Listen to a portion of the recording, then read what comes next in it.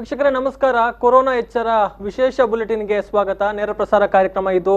ಸ್ವಾಗತ ಅಂತ ಹೇಳಿದ್ರೆ ನಿರಂತರವಾಗಿ ನಾವು ಈ ಒಂದು ಕೊರೋನಾದ ಬಗ್ಗೆ ಇರುವಂತಹ ವಿಚಾರಗಳನ್ನು ನಿಮ್ಮ ಮುಂದೆ ಇಡುವಂತಹ ಪ್ರಯತ್ನಗಳನ್ನು ನಾವು ಮಾಡ್ತಾ ಇದ್ದೇವೆ. ಗಮನಿಸಿದ ಹಾಗೆ ಇಡೀ ಪ್ರಪಂಚದಲ್ಲಿ ಕೊರೋನಾದ ಅಟ್ಟಹಾಸ ಮುಂದುವರಿತಾ ಇದೆ. ಕೋವಿಡ್-19 ಅಟ್ಟಹಾಸಕ್ಕೆ ಸಿಲುಕಿ ಈಗಾಗಲೇ ಸಾವಿರಾರು ಮಂದಿ ತಮ್ಮ ಪ್ರಾಣವನ್ನ ಕಳೆದುಕೊಂಡಿದ್ದಾರೆ. ದಿನದಿಂದ ದಿನಕ್ಕೆ ಈ ಒಂದು ಮಾರಕ ಸೋಂಕಿಗೆ ತುತ್ತಾಗ್ತಾ ಇರುವಂತವರ ಸಂಖ್ಯೆಯಲ್ಲಿ ಕೂಡ ನಾವು ವ್ಯಾಪಕವಾಗಿ ಏರಿಕೆಯನ್ನ ಕಾಣ್ತಾ ಇದ್ದೇವೆ. ವಿಶ್ವದ ಅನೇಕ ಪ್ರಬಲ ರಾಷ್ಟ್ರಗಳು ಇದಕ್ಕೆ ಬ್ರೇಕ್ ಹಾಕುವಂತ ನಿಟ್ಟಿನಲ್ಲಿ ಅದೆಷ್ಟೇ ಪ್ರಯತ್ನಗಳನ್ನ ಪಡ್ತಾ ಇದ್ರು ಕೂಡ ಅದಕ್ಕೆ ಬ್ರೇಕ್ ಹಾಕೋದಿಕ್ಕೆ ಸಾಧ್ಯ ಆಗ್ತಾ ಇಲ್ಲ. ಅದು ತನ್ನ ಕಬಂಧ ಬಾಹುಗಳನ್ನ ವಿಸ್ತಾರವಾಗಿ ಚಾಚ್ತಾ ಹೋಗ್ತಾ ಇರುವಂತದನ್ನ ನಾವು ನೋಡ್ತಾ ಇದ್ದೇವೆ. ಆದ್ರೆ ಭಾರತದ ವಿಚಾರಕ್ಕೆ ಬಂದ್ರೆ ಅದೃಷ್ಟವಶಾತ್ ಭಾರತದಲ್ಲಿ ಅಂದ್ರೆ ಹೊರಗಿನ ದೇಶಗಳಿಗೆ ಕಂಪೇರ್ ಮಾಡಿದ್ರೆ ಭಾರತದಲ್ಲಿ ಇಷ್ಟೊಂದು ಜನಸಂಖ್ಯೆ ಇದ್ರೂ ಕೂಡ 130 ಕೋಟಿಗಿಂತಲೂ ಅಧಿಕ ಜನಸಂಖ್ಯೆ ಇದ್ರೂ ಕೂಡ ಆ ಒಂದು ಪ್ರಮಾಣ ಸ್ವಲ್ಪ ಕಡಿಮೆ ಇದೆ ಅಂತ ಹೇಳ್ಬೋದು. ಇದು ಸ್ವಲ್ಪ ಸಮಾಧಾನವನ್ನ ತಂದಿರುವಂತಹ ವಿಚಾರ. ಯಾಕಂದ್ರೆ ಹೇಳಿದ್ರೆ ಈಗಾಗಲೇ ಸಾಕಷ್ಟು ಪ್ರಯತ್ನಗಳು ನಡೀತಾ ಇದೆ.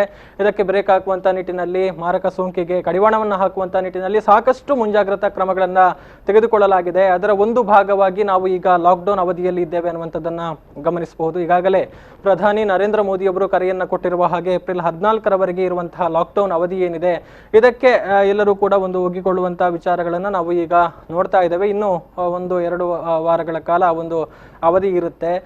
ಸೊ ಇನ್ನು ರಾಜ್ಯದ ವಿಚಾರಕ್ಕೆ ಬಂದ್ರೆ ನಾವು ರಾಜ್ಯದಲ್ಲೂ ಕೂಡ ಸಾಕಷ್ಟು ಮುಂಜಾಗ್ರತಾ ಕ್ರಮಗಳನ್ನ ತೆಗೆದುಕೊಳ್ಳಲಾಗಿದೆ. ಅದಕ್ಕಿಂತ ಮುಂಚೆ ನಾವು ಈಗ ಈವರೆಗೆ ಬಂದಿರುವಂತಹ ಒಂದು ಅಂಕಿಅಂಶಗಳ ಪ್ರಕಾರ ಈಗ ಈ ಒಂದು ಕೊರೋನಾ ವೈರಸ್ನ ಹಾವಳಿ ಹೇಗಿದೆ ಅನ್ನುವಂಥದ್ದನ್ನ ನೋಡಬೇಕು. ಅಂದ್ರೆ ಈಗ ಲಭ್ಯ ಇರುವಂತಹ ಅಂದ್ರೆ ಈವರೆಗೆ ಬಂದಿರುವಂತಹ ಅಂಕಿಅಂಶಗಳ ಪ್ರಕಾರ ಸುಮಾರು 2300 ಜನ ಈ ಒಂದು ಸೋಂಕಿಗೆ ಈವರೆಗೆ ನಮ್ಮ ದೇಶದಲ್ಲಿ ತುತ್ತಾಗಿದ್ದಾರೆ. ಈ ಪೈಕಿ 56 ಮಂದಿ ಸಾವನ್ನು ಕೂಡ ಅಪ್ಪಿದ್ದಾರೆ.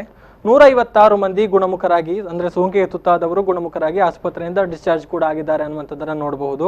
ಸೊ ಲಾಕ್ಡೌನ್ ಅವಧಿಯಲ್ಲಿ ಸಾಕಷ್ಟು ನಿಯಂತ್ರಣಕ್ಕೆ ಬರ್ತಾ ಇದೆ ಅನ್ನುವಂತಹ ಒಂದು ಅಭಿಪ್ರಾಯಗಳು ಕೇಳಿ ಬರ್ತಾ ಇರುವ ನಡುವೆ ಕೆಲವೊಂದು ಕಡೆಯಲ್ಲಿ ಈಗ ವ್ಯಾಪಕವಾಗಿ ಸೋಂಕು ಹರಡ್ತಾ ಇದೆ. ಇನ್ನು ರಾಜ್ಯದ ವಿಚಾರಕ್ಕೆ ಬಂದ್ರೆ ಸಾಕಷ್ಟು ಮುಂಜಾಗ್ರತಾ ಕ್ರಮಗಳನ್ನ ತೆಗೆದುಕೊಳ್ಳಲಾಗಿದೆ. ರಾಜ್ಯದಲ್ಲಿ ಕಂಪೇರ್ ಮಾಡಿದ್ರೆ ಈಗ ಕರ್ನಾಟಕವು 9ನೇ ಸ್ಥಾನದಲ್ಲಿದೆ ಅನ್ನುವಂಥದ್ದಕ್ಕೆ ನಾವು ತೃಪ್ತಿ ಪಟ್ಟುಕೊಳ್ಳಬಹುದು. ಇದು ಸ್ವಲ್ಪ ಸಮಾಧಾನವನ್ನ ತಂದಿರುವಂತಹ ವಿಚಾರ.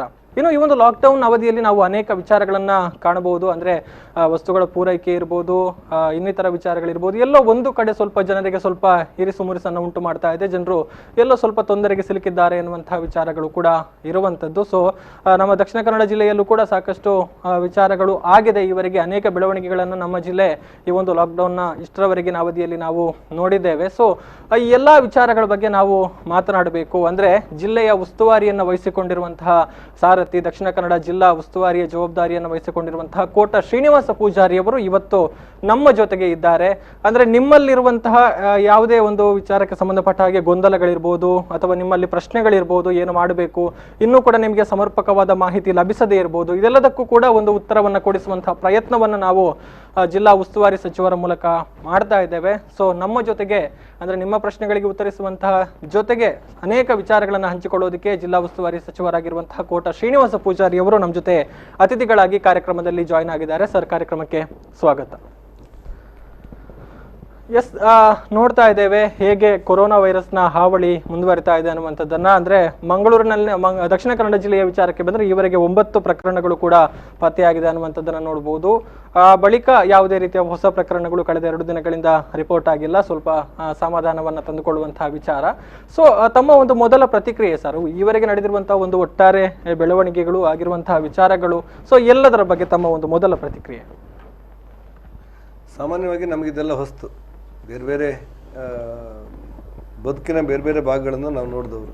ಎಸ್, ಆದರೆ ಇಡೀ ಪ್ರಪಂಚವನ್ನೇ ಇಂಥದ್ದೊಂದು ರೋಗ ಕಾಡುತ್ತೆ, ಇಂಥ ಒಂದು ವೈರಸ್ ಬರುತ್ತೆ, ಮದ್ದಿಲ್ದಿರುವಂಥ ಒಂದು ಘಟನೆಗಳು ನಮ್ಮ ಮುಂದೆ ಉಲ್ಬಣ ಆಗುತ್ತೆ ಅಂತ ನಾವ್ಯಾರು ಊಹಿಸಿರಲಿಲ್ಲ. ಎಸ್, ಇಂಥ ಸ್ಥಿತಿಯಲ್ಲಿ ಇಡೀ ಜಗತ್ತೇ ತಲ್ಲಣ ಆಗಿರುವಂಥ ಸ್ಥಿತಿಯಲ್ಲಿ ಭಾರತ ಕೂಡ ಸಮರೋಪಾದಿಯಲ್ಲಿ ಈ ಕೊರೋನಾವನ್ನು ನಿಯಂತ್ರಣ ಮಾಡಬೇಕಾದಂಥ ಜವಾಬ್ದಾರಿ ನಮಗಿದೆ. ಅದು ರಾಜಕಾರಣದ ಹೊರತಾಗಿ ಇದೆ, ರಾಜಕಾರಣದಲ್ಲೂ ಇದೆ. ಎಲ್ಲರೂ ಒಟ್ಟಾಗಿ ದುಡಿಬೇಕಾದಂಥ ವ್ಯವಸ್ಥೆಗಳಿದೆ.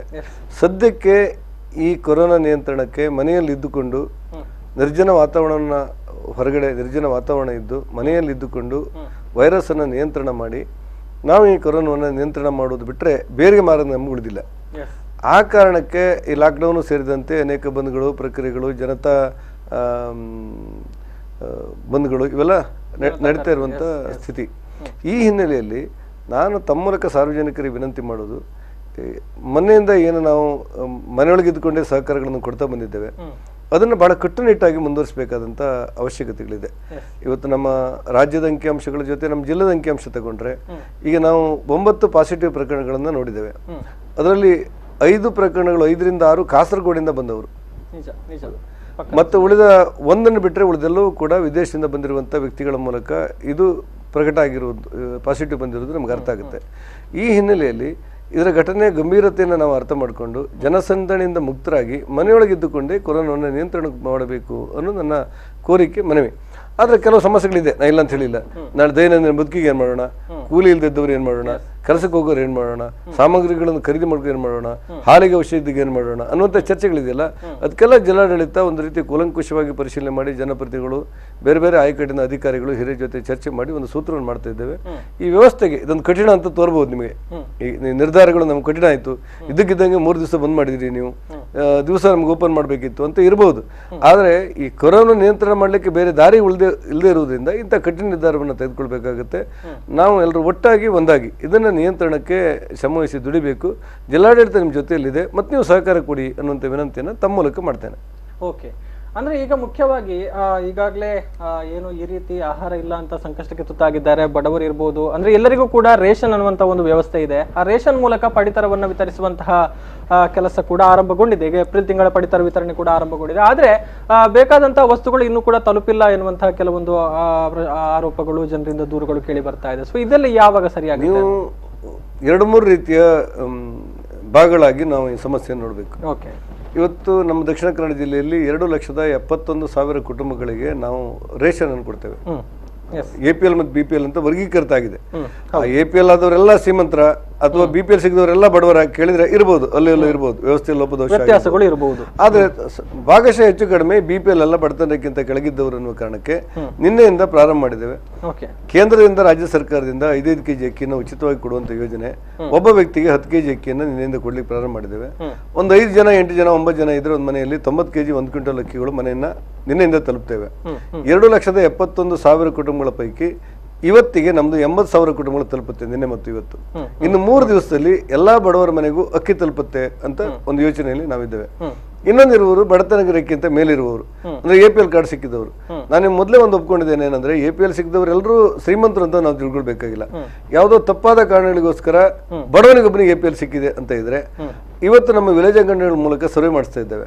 ಆ ಸರ್ವೆ ಮಾಡಿ ಅಂತ ಕೈತಪ್ಪಿನಿಂದಾಗಿ APL ಪಡೆದವರು, ಮತ್ತು ಕೆಲವರಿಗೆ APL ಇಲ್ಲ BPL ಇಲ್ಲ, ಅವರು ಬಡವರಾಗಿರ್ತಾರೆ, ಕೂಲಿ ಮಾಡಿದ್ರೆ ಮಾತ್ರ ಅವ್ರ ಬದುಕು, ಅಂತವ್ರನ್ನ ಗುರುತಿಸಿ ನಮ್ಮ ಜಿಲ್ಲಾಡಳಿತದ ವತಿಯಿಂದ, ನಮ್ಮ ವಿಪತ್ತು ನಿಧಿಯಿಂದ ಅವರಿಗೊಂದು 10 kg ಅಕ್ಕಿ ಕಿಟ್ಟನ್ನು ಕೊಟ್ಟು, ಸಾಮಗ್ರಿಗಳ ಒಟ್ಟಿಗೆ 10 kg ಅಕ್ಕಿ ಕಿಟ್ಟನ್ನು ಕೊಡುವಂಥ ವ್ಯವಸ್ಥೆಗಳು ಮಾಡ್ತಾ ಇದ್ದೇವೆ. ನಾನು ಇನ್ಫೋಸಿಸ್ನ ಸುಧಾಮೂರ್ತಿ ಅವರು ನಮ್ಗೆ ಸಹಕಾರ ಕೊಡ್ತಾ ಇದ್ದಾರೆ, ಅವ್ರ ಕಡೆಯಿಂದ ಸ್ವಲ್ಪ ಕೊಡ್ಲಿಕ್ಕೆ ವ್ಯವಸ್ಥೆಗಳಿದೆ. ಬಂಜಾರ ಪ್ರಕಾಶ್ ಶೆಟ್ಟರು ₹1 ಕೋಟಿ ಸಾಮಗ್ರಿಗಳನ್ನ 2 ಜಿಲ್ಲೆಗೆ ಕೊಡ್ತೇನೆ ಅಂತ ಹೇಳಿದ್ದಾರೆ, ಅವ್ರ ಕಡೆಯಿಂದ ಸಹಕಾರ ತಗೊಳ್ತಿದ್ದೇವೆ. ಅನೇಕರು ನಮ್ಮ ಹೆಸರು ಬೇಡ ನಾವು ಕೊಡ್ತೇವೆ ಎನ್ನುವರಿದ್ದಾರೆ, ಅವ್ರ ಮೂಲಕ ವಿತರಣೆಗಳನ್ನು ಮಾಡ್ತಾ ಇದ್ದೇವೆ.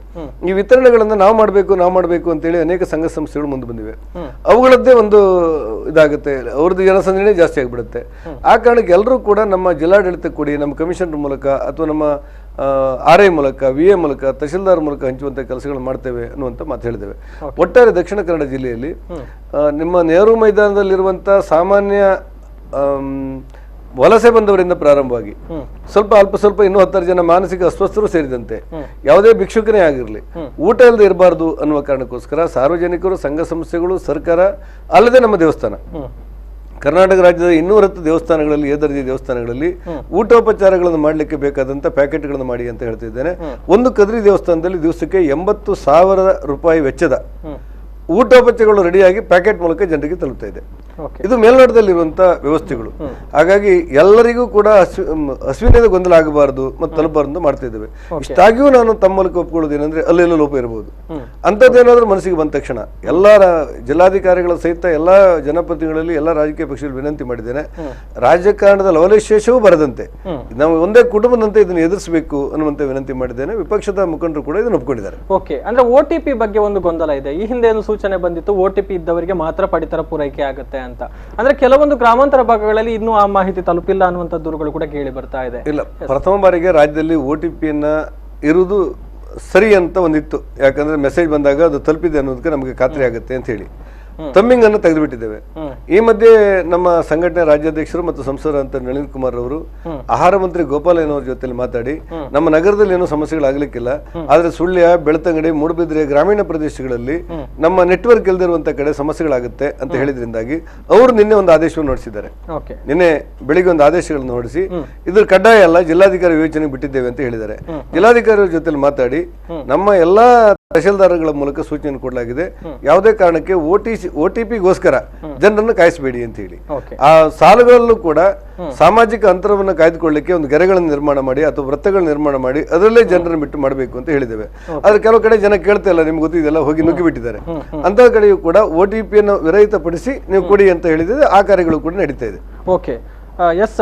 ಈಗ ಒಬ್ರು ಕರೆಯನ್ನ ಮಾಡಿದ್ದಾರೆ, ತಮ್ಮ ವಿಚಾರಗಳನ್ನು ಹಂಚಿಕೊಳ್ತಾರೆ. ಸರ್ ನಮಸ್ತೆ. ನಮಸ್ತೆ ಸರ್, ತಮ್ಮ ಹೆಸರು ಮತ್ತೆ ಎಲ್ಲಿಂದ ಕರೆಯನ್ನ ಮಾಡ್ತಾ ಇದ್ದೀರಿ? ಎಸ್ ಸರ್, ಸರ್ ಹೇಳಿ. ಉಸ್ತುವಾರಿ ಸಚಿವರಿದ್ದಾರೆ ತಮ್ಮ. ನಮಸ್ತೆ. ಎಸ್ ಸರ್, ಈಗಾಗಲೇ ತಾವು ಆದೇಶ ಮಾಡಿದ್ದೀರಿ ಯಕ್ಷಗಾನ ದೇವಸ್ಥಾನ ಅವರಿಗೆ ಸಂಬಂಧಪಟ್ಟ ದಾಖಲೆಗಳು ಕೊಟ್ಟಾಗ ಅದು ಸಂಪಾದನೆ ಕೊಡುವುದಂತ ಒಂದು. ಹಲೋ, ಹೇಳಿ, ಕೇಳಿಸ್ತಾ ಇದೆ. ಈಗ ಬೆಳಕಿದೆ ಕೆಲವೊಂದು ನಮ್ಮನ್ನು ಕೇಳ್ತಾ ಇದ್ದಾರೆ, ನೀವು ಉಸ್ತುವಾರಿ ಸಚಿವರಲ್ಲಿ ಮಾತಾಡಿದ್ದೀರಿ, ಪರಿಣಾಮ ಏನಾಗಿದೆ, ನಾವು ತುಂಬಾ ಸಂಕಷ್ಟದಲ್ಲಿದ್ದೇವೆ. ಈಗಾಗಲೇ ಸತೀಶ್ ಕೆಲವು ತೀವ್ರ ಮಾಡಿದ್ದಾರೆ. ಕೆಲವೆಲ್ಲ ಮಾಧ್ಯಮ ಭವಿಷ್ಯದಲ್ಲಿ ಕಾಯ್ತಾ ಇದ್ದಾರೆ. ಏನಾಯ್ತು ಸ್ವಲ್ಪ ಹೇಳಿ. ಆಯ್ತು ಅವ್ರದ್ದು. ಎಸ್, ಅವರು ಕೇಳ್ತಾ ಇರುವಂತ ಪ್ರಶ್ನೆ ಅಲ್ಲ, ಅವ್ರು ಕೇಳ್ತಾ ಇರೋದು ಏನಂತ ಹೇಳಿದ್ರೆ, ಅನೇಕ ಕಲಾವಿದರು ದೂರವಾಣಿ ಮೂಲಕ ನಮ್ಗೆ ಇವತ್ತು ಯಕ್ಷಗಾನದ ಕಲೆಯ ಪ್ರದರ್ಶನಗಳಿಲ್ಲ, ಹಾಗಾಗಿ ನಮ್ಗೆ ಸಂಬಳ ಕೊಡ್ತಾ ಇರೋದನ್ನ ಕಡಿತ ಆಗ್ತಾ ಇದೆ ಅಂತ ಹೇಳಿದ್ದಾರೆ. ನಮ್ಮ ದೇವಸ್ಥಾನದ ವ್ಯಾಪ್ತಿಯಲ್ಲಿ, ನಮ್ಮ ಕರ್ನಾಟಕ ರಾಜ್ಯದಲ್ಲಿರುವಂತಹ ದೇವಸ್ಥಾನ ವ್ಯಾಪ್ತಿಯಲ್ಲಿ ಯಾವ್ಯಾವ ಯಕ್ಷಗಾನ ಮೇಳಗಳಿವೆಯೋ ಆ ಮೇಳದ ಕಲಾವಿದರಿಗೆ ಯಾವುದೇ ಕಾರಣಕ್ಕೆ ಸಂಬಳವನ್ನ ಪ್ರದರ್ಶನ ಇಲ್ಲ ಅನ್ನುವ ಕಾರಣಕ್ಕೋಸ್ಕರ ಕಡಿತ ಮಾಡಬಾರದು, ಅವರಿಗೆ ಸಂಬಳ ಕೊಡಿ ಅನ್ನುವಂಥ ಆದೇಶಗಳನ್ನು ಕೊಟ್ಟಿದ್ದೇನೆ. ಇನ್ನು ಕೆಲವು 2-3 ಕಡೆ ಏನಾಗಿದೆ ಅಂತ ಹೇಳಿದ್ರೆ, ಉದಾಹರಣೆಗೆ ಸಾಲಿಗ್ರಾಮ ಮೇಳ, ನಮ್ಮ ಬಡಗುತಿಟ್ಟಿನ ಸಾಲಿಗ್ರಾಮ ಮೇಳ, ಅದು ದೇವಸ್ಥಾನದ ವತಿಯಿಂದ ನೇರ ನಡೀತಾ ಇಲ್ಲ, ಅದು ಗುತ್ತಿಗೆದಾರರ ಮೂಲಕ ನಡೀತಾ ಇದೆ. ಇನ್ನೊಂದು ಇರುವಂತಹದ್ದು ನಮ್ಮ ಪೆರಡೂರು ಮೇಳ, ಮತ್ತೆ ಕೆಲವು ಹಾಲಾಡಿ ಮತ್ತು ಕೆಲವೊಂದೆರಡು 3-4 ಮೇಳಗಳಿವೆ, ಎಲ್ಲವೂ ನನ್ನ ನೆನಪಾಗ್ತಿಲ್ಲ. ಅಲ್ಲಿ ನಮ್ಮ ದೇವಸ್ಥಾನದ ಖರ್ಚು ವೆಚ್ಚಗಳು ವ್ಯಾಪ್ತಿಯೊಳಗೆ ನಮ್ದು ಬರ್ತಾ ಇಲ್ಲ, ನಾವು ಅದನ್ನ ಕೇವಲ ಹೆಸರನ್ನಿಟ್ಟುಕೊಂಡು ನಾವು ಅದ್ರ ಮೇಳ ನಡೆಸ್ತಾ ಇದ್ದೇವೆ ಅನ್ನುವಂತ ಮಾತುಗಳನ್ನ ಹೇಳಿದ್ದಾರೆ. ಇವ್ರು ಹೇಳ್ತಾ ಇರೋದು ಈಗ ನಾವು ಹಣ ಕಾಯ್ತಾ ಇದ್ದೇವೆ ಅಂತ ಹೇಳಿಲ್ಲ. ಇದಕ್ಕೇನು ತೊಂದರೆ ಇಲ್ಲ, ಇದು ಇವತ್ತು ನಾಳೆ ಹೋಗಿ ಖಾತೆಗೆ ಕೊಡುವಂತ ಹಣವನ್ನು ಸಂಬಳ ಕೊಡುವ ಅನ್ನೋದು ಮಾಡ್ತೇವೆ. ಆ ದೇವಸ್ಥಾನದ ಹೆಸರಿನಲ್ಲಿದ್ದು ಆ ದೇವಸ್ಥಾನ ನಡೆಸ್ತಾ ಇಲ್ದಿರುವಂಥ ಖಾಸಗಿ ವ್ಯಕ್ತಿಗಳ ಕೈಯಲ್ಲಿರುವಂಥ ಇದಕ್ಕೆ ಮೇಳಕ್ಕೆ ಏನು ಮಾಡಬೇಕು ಅಂತ ಹೇಳಿದ್ರೆ, ಒಂದೇ ಖಾಸಗಿಯವ್ರು ಕೊಡಬೇಕು, ಇಲ್ಲ ದೇವಸ್ಥಾನ ಕೊಡಬೇಕು, ಹೇಗೆ ಕೊಡಬೇಕು ಅಂತ ಯೋಚನೆ ಮಾಡ್ತೇವೆ. ಅಂತೂ ನಮ್ಮ ಪರಿವ್ಯಾಪ್ತಿಯಲ್ಲಿ ಬರುವಂಥ ಯಾವುದೇ ದೇವಸ್ಥಾನಗಳನ್ನು ಕಲಾವಿದರಿಗೆ ತೊಂದರೆ ಆಗದಂತೆ ನೋಡ್ಕೊಳ್ಳಾಗುವುದು. ಇನ್ನು ಉಳಿದಿರುವಂತಹದ್ದು ಹವ್ಯಾಸಿ ಸಂಘ ಸಂಸ್ಥೆಗಳಿವೆ ಯಕ್ಷಗಾನದಲ್ಲಿ, ಅವ್ರಿಗೆ ಕೂಡ ಬಂದಾಗ್ಬಿಟ್ಟಿದೆ, ಅವ್ರಿಗೆ ಕೂಡ ಯಕ್ಷಗಾನ ಪ್ರದರ್ಶನವೇ ಇಲ್ಲ. ನಾವ್ಯಾಕೆ ಬದುಕಬೇಕು ಅಂತ ಹೇಳ್ತಾ ಇದ್ದಾರೆ. ಅದು ನಮ್ಮ ದೇವಸ್ಥಾನದ ನೇರ ವ್ಯಾಪ್ತಿಗಳು ಬಾರದಿದ್ರು ಕೂಡ ಯಾವುದೋ ಒಂದು ರೂಪದಲ್ಲಿ ಸಹಕಾರ ಕೊಡ್ಲಿಕ್ಕೆ ಸಾಧ್ಯವಂತ ಚಿಂತನೆ ಮಾಡ್ತಿದ್ದೇವೆ. ಯಾವ ಮೀಟಿಂಗ್ ಕರೀಲಿಕ್ಕೂ ಇವತ್ತು ಆಗ್ತಾ ಇಲ್ಲ, ಇದು ಸ್ಥಿತಿ. ಇವರು ಮಾತ್ರ ಅಲ್ಲದೆ ರಿಕ್ಷಾ ಚಾಲಕರು ಬಂದು ನಾವು ರಿಕ್ಷಾವನ್ನ ಬಿಟ್ರೆ ಮಾತ್ರ ನಾವು ಊಟಕ್ಕೆ ಅಕ್ಕಿ ತಗೊಂಡು ಹೋಗ್ಬೋದು ಅಥವಾ ಸಾಮಗ್ರಿ ತಗೊಂಡು ಹೋಗ್ಬೋದು. ಆದ್ರೆ ನಮ್ಗೆ ಇವತ್ತು ರಿಕ್ಷಾ ಚಾಲಕರಲ್ಲೂ ಕೆಲವರು APL ಕಾರ್ಡ್ ಇದೆ, ನಾವ್ಯಾಕೆ ಬದುಕುವುದು ಅಂತ ಕೇಳ್ತಾ ಇದ್ದಾರೆ. ಕರ್ನಾಟಕದಲ್ಲಿ ಅವರ ಸಂಖ್ಯೆ ಸುಮಾರು 5.5 ಲಕ್ಷ ಕುಟುಂಬಗಳಿವೆ. ಮೀನುಗಾರರು ಕೂಡ ಮೀನುಗಾರರು ಅದೇ ರೀತಿ ಹೇಳ್ತಾರೆ. ವಾದ್ಯದವರು ಬಂದಿದ್ದಾರೆ, ಇವತ್ತು ಮನಸ್ಸೊಳಗಿರ್ಲಿ, ವಾದ್ಯದವರು ಬಂದಿದ್ದಾರೆ. ವಾದ್ಯದವ್ರು ಹೇಳ್ತಾರೆ ನಾವು ಇರುವುದೇ 3 ತಿಂಗಳು ನಮಗೆ ಬೇಸಿಗೆ ಕಾಲದಲ್ಲಿ, ಇವತ್ತು ನಾವು ವಾದ್ಯವೇ ಇಲ್ಲ, ನಮ್ ಬದುಕಲಿಕ್ಕಿಲ್ಲ ಅಂತ ಹೇಳ್ತಾರೆ. ಮತ್ತು ದೈವ ಕಟ್ಟುವವರು, ಭೂತ ಕಟ್ಟುವರು ಅಂತೀರೇನೋ ನಿಮ್ಮಲ್ಲಿ, ಭೂತ ಕಟ್ಟುವರು ಬಂದಿದ್ದಾರೆ. ಹಾಗಾಗಿ ಹೋಟೆಲ್ ಕಾರ್ಮಿಕರು ಈಗ ಮುಂಬೈಯಿಂದ ಫೋನ್ ಮಾಡ್ಕೊಂಡು ನಾವೇನು ಹೇಗೆ ಬದುಕಬೇಕು ಅಂತ ಕೇಳ್ತಿದ್ದಾರೆ. ಇವರೆಲ್ಲರನ್ನೂ ಒಂದು ಚೌಕಟ್ಟಲ್ಲಿ ತರಬೇಕಾದ್ರೆ ನಾವು ಮುಖ್ಯಮಂತ್ರಿ ಜೊತೆ ಮಾತಾಡಬೇಕು. ಸರ್ಕಾರ ಈ ಬಗ್ಗೆ ಯೋಚನೆ ಮಾಡುವಂತ ಅವಕಾಶಗಳಿದ್ರೆ ನಿಶ್ಚಯವಾಗಿ ನಮ್ಮ ಕೈಯಲ್ಲಿ ಏನ್ ಮಾಡ್ಲಿಕ್ಕೆ ಸಾಧ್ಯ ಉಂಟು ಅಂತ ಯೋಚನೆ ಮಾಡ್ತೇವೆ. ಓಕೆ, ಅಂದ್ರೆ ಎಲ್ಲವೂ ಕೂಡ ಮುಖ್ಯಮಂತ್ರಿಗಳ ಜೊತೆ ಸಮಾಲೋಚನೆ ಆದ ಬಳಿಕ ದೇವಸ್ಥಾನ ನಿರ್ಧಾರ ಆದ್ರೆ ನನ್ನ ಇಲಾಖೆದು, ನೀವು ಯಾರು ಬಡವರಿದ್ದಾರೆ ಮೈದಾನದಲ್ಲಿ ಯಾರು ಬೇಕಾರಾಗಿರ್ಲಿ ಅವ್ರಿಗೆ ಊಟ ಕೊಡಿ ಅಂತ ಹೇಳಿ ನನ್ನ ಇಲಾಖೆ ಮೂಲಕ ಆದೇಶವನ್ನು ಕೊಟ್ಬಿಟ್ಟಿದೆ. ಇವತ್ತು ಕದ್ರಿ ದೇವಸ್ಥಾನ ಅಂತ ದೇವಸ್ಥಾನದಲ್ಲಿ 80,000 ರೂಪಾಯಿ ವೆಚ್ಚದ ಊಟೋಪಚಾರಗಳು ಬಿಡುಗಡೆ ಆಗ್ತೇವೆ, ಇನ್ನೂ ಬೇರೆ ಕಡೆಯಲ್ಲಿ ಆಗ್ತೇವೆ.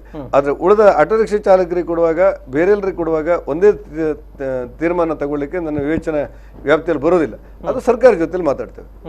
Okay, yes. ಅಂದ್ರೆ ಮುಂದಿನ ಒಂದು ಪ್ರಶ್ನೆ ಸಾರ್ವಜನಿಕ ವಲಯದಲ್ಲಿ ಇರುವಂತದ್ದು, ಈ ಒಂದು ತುರ್ತು ಸೇವೆಗಳ ಪಟ್ಟಿಯಲ್ಲಿ ಕೆಲವೊಂದು ಸೇವೆಗಳನ್ನು ಗುರುತಿಸಲಾಗಿದೆ. ಅವರು ಈ ಒಂದು ಲಾಕ್ಡೌನ್ ಅವಧಿಯಲ್ಲೂ ಕೂಡ ತಮ್ಮ ಕರ್ತವ್ಯವನ್ನು ಸಲ್ಲಿಕೆ ಮಾಡುವುದಕ್ಕೆ ಅವಕಾಶಗಳನ್ನು ಕೊಡಲಾಗಿದೆ. ಸೊ ಆ ಎಲ್ಲ ಪಟ್ಟಿಯಲ್ಲಿ ಬರುವಂತಹ ವಿಚಾರಗಳು ಯಾವುದು ಅನ್ನುವಂಥದ್ದು ಒಂದು ಪ್ರಶ್ನೆ ಇರುವಂತದ್ದು. ಯಾಕಂದ್ರೆ ಸಾಮಾನ್ಯವಾಗಿ ತುರ್ತು ಸೇವೆ ಅಂದ್ರೆ ಔಷಧ, ತುರ್ತು ಸೇವೆ ಅಂದ್ರೆ ಹಾಲು, ದಿನವೇ ವಹಿಸುವಂಥ ಪತ್ರಿಕೆಗಳು, ಇನ್ನು ಮೂಲಭೂತ ಸೌಕರ್ಯಗಳು, ಆಹಾರ ವಸ್ತುಗಳು, ಇವುಗಳಿಗೆ ಉದಾಹರಣೆಗೆ ಮೊನ್ನೆ ಯಾರೋ ಒಬ್ಬರು ನೀವು ನಮ್ಮ ಹಾಲಿನ ಮೇಲೆ ಅಡ್ಡ ಹಾಕಿದ್ದೀರಿ ಅಂತ ಒಬ್ಬ ಪೊಲೀಸ್ ಅಧಿಕಾರಿ ಅವರ ವಿವೇಚನೆಯೊಳಗೆ ಹಾಲಿಗೆ ಏನು ತಡೆ ಹಾಕಿದ್ದಾರೆ ಅಂತ ಸುದ್ದಿ ಗೊತ್ತಾದ ತಕ್ಷಣ ಅದನ್ನು ತೆರವು ಮಾಡ್ಲಿಕ್ಕೆ ಮಾಡಿದ್ದೇವೆ.